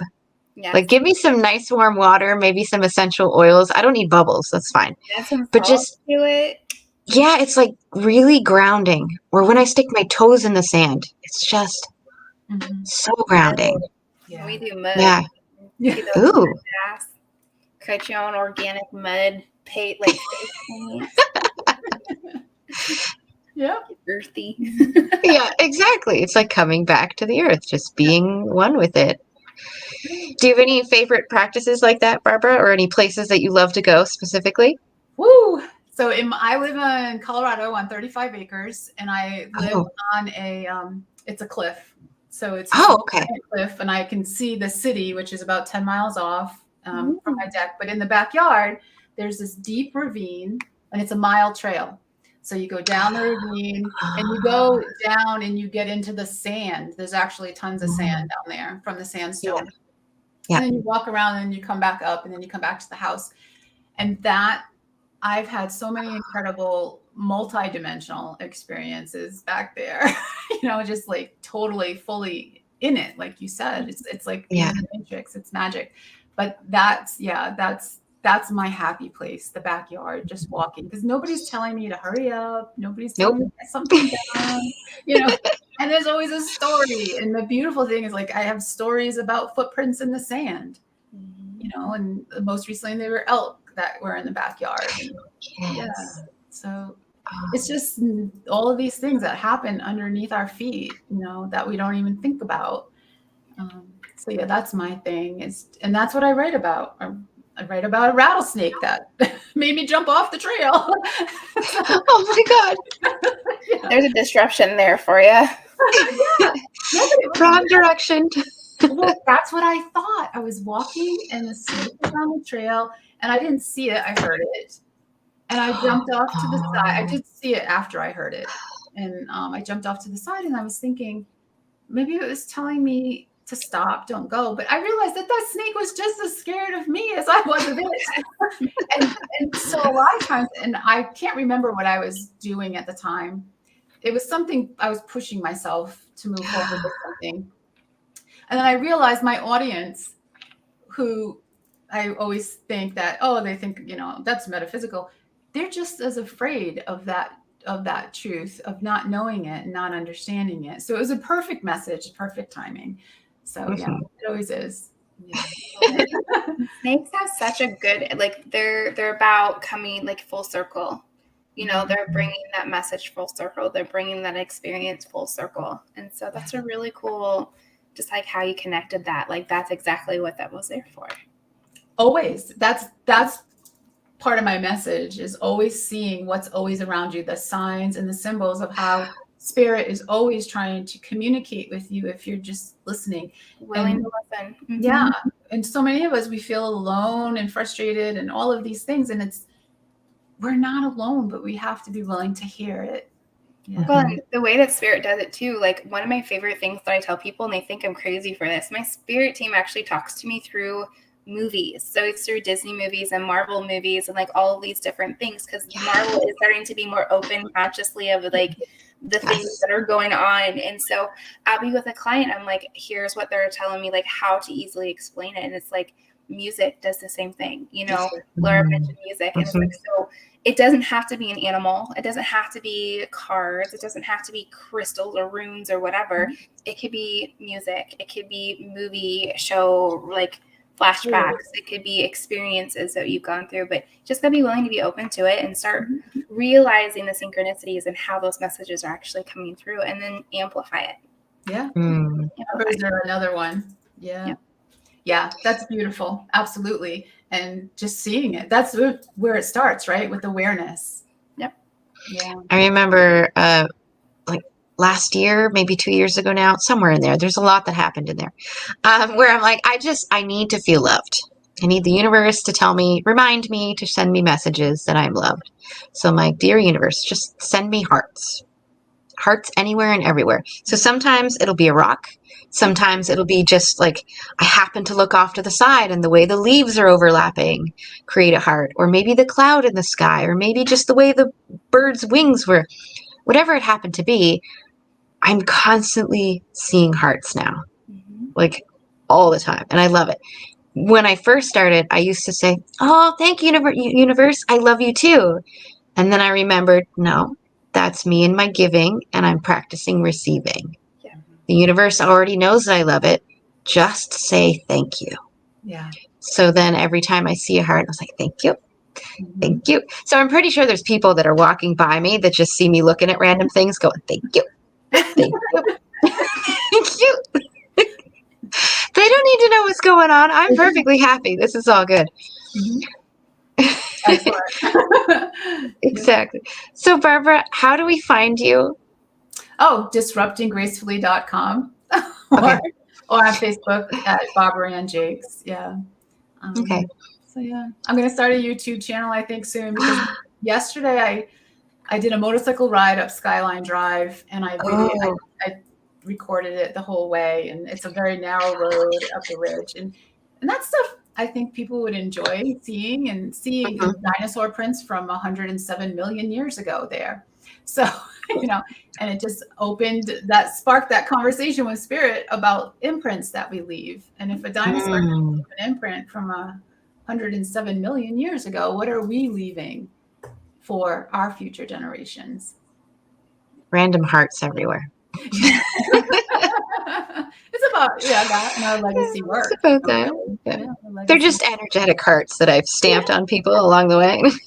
So I think you actually just answered a question that I had running around my head this morning, because I was like, do I do a study on consciousness the academic way, or do I just write a book? Blend. Yeah. So I think my intuition was telling me just to collect stories of everyday experiences that people who are not quite aware yet of the magic that's all around them, that they can see this magic through these stories, and just have like a compilation book of stories. That's awesome. On that note, what I really want to do is I kind of want to do something similar where I pick a topic and I collect stories, but then it won't be necessarily structured the same way as a compilation book, because then it's like very much an individual story. And if you're not looking at each individual story, some of them can feel like they're going completely different directions. So I want to take them, I want to share pieces of them, and then I want to write how all of them connect with my own writing in between. Because the hard part for people, or at least this is what I see in my experience, is that they can find the puzzle pieces. The puzzle pieces are easy, or the Lego. It's putting them together in a way that makes sense for them. That's the hard part. Yep. So it's like, if I could take these stories and find the patterns within the stories, because that's what I'm good at. I love patterns. And then be able to articulate these patterns with the same topic reminders and references in everybody's story, I think that will be so beautiful. So what you just described there is a qualitative study where you are pulling out themes. Yes. And that's exactly how I wanted to overlap it, was with qualitative work, pulling out themes out of each of the stories. Yeah. It's so funny. We should talk. Yes. I can help you with that. Karma's got you. I don't know. That's what I do for everything. Like, I love Excel spreadsheets. So anytime I'm doing research on a project, I'll, in point form, put it in a spreadsheet. And then I'll organize different parts of the spreadsheet based on different patterns that I see. And then just like math, you simplify. And then you simplify. And then you simplify until you have like 1 to 3 answers as the core of everything that you just had information on. Yeah. And they have software for that now too. It's all done up here. Leave me be.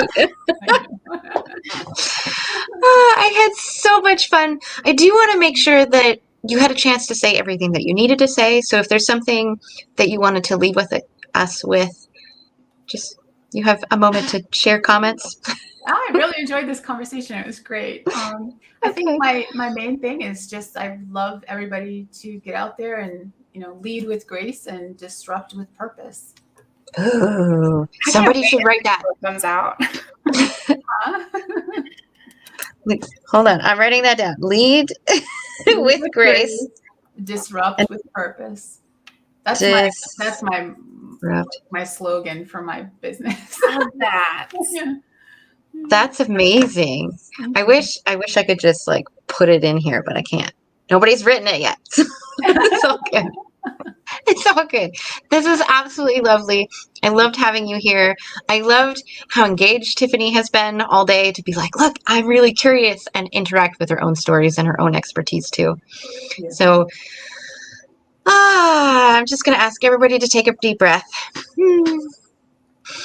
Come back into the present moment, because sometimes we do need a little bit of space to just remember what we listened to and to process what has been going on. And it has been a lot. Yeah, there we go. I did it. Sorry. No, it's all good. It's all good. No, lead with grace. Lead with lead. Grace. L-E-A-D. Sorry, lead. And disrupt with purpose. But I like that too. It's all good. See, now it's going to be one of those stories or reels or something. Whoops. But it's still. It's wonderful. I'll take it. There you go. There you go. We'll try this again.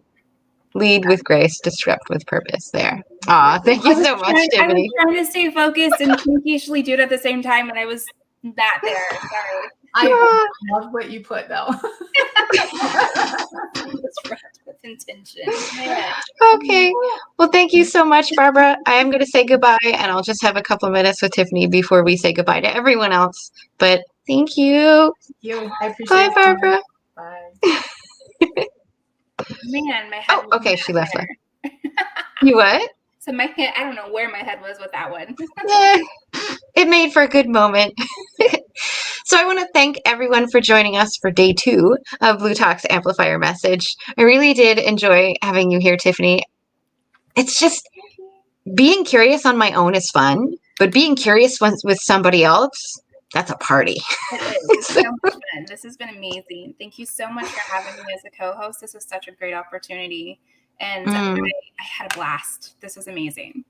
And is there anything that you wanted to point out that was a big aha for you, or that you wanted to say just as a final comment? Honestly, so for me personally, this was a huge step. This is something I've never done. It was outside my comfort zone, and it was so natural feeling. So you make it so easy just to get up here and share your light and have so much fun. And I really want to encourage anybody who's been on the fence about doing this or putting themselves out there and sitting with you to reach out and actually grab this opportunity, because it was amazing. And I didn't even realize that's what I did whenever I signed up for this. And I'm like, Corey, I don't know what's going on. And he's like, you're fine. I'm like, okay. You're fine. Laura's got you. It's all good. Yeah. And so this was amazing. And thank you so much for giving me the opportunity to do this and share my message and just connect with some very powerful and potent women today. This was fantastic. Awesome.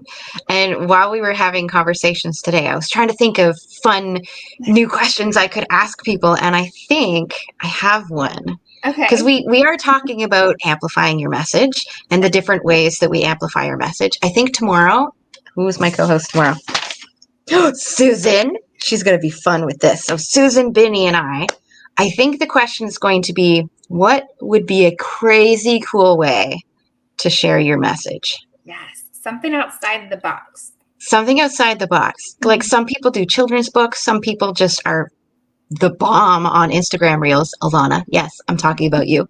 And like all of these different ways that isn't necessarily speaking, podcasting, writing. Like they're generic. They can be expressed so many different ways. I want to know what would be crazy cool. Just so that's experiment with it. Let's do something crazy outside the box to get your message out there. And what does that look and feel like to you? It's so much fun. Okay, so that'll be the focus tomorrow, is coming up with new ways, some fun ways, some crazy cool ways. That sounds fun to me. So join us tomorrow, day 3, for Blue Talk's Amplifier Message. And yes, we're starting at the same time, same bat channel. So 11 a.m. Atlantic, which is 10 a.m. Eastern, on Facebook, LinkedIn, and on YouTube. We will see you tomorrow. Much love, everyone. Bye. And in the broadcast.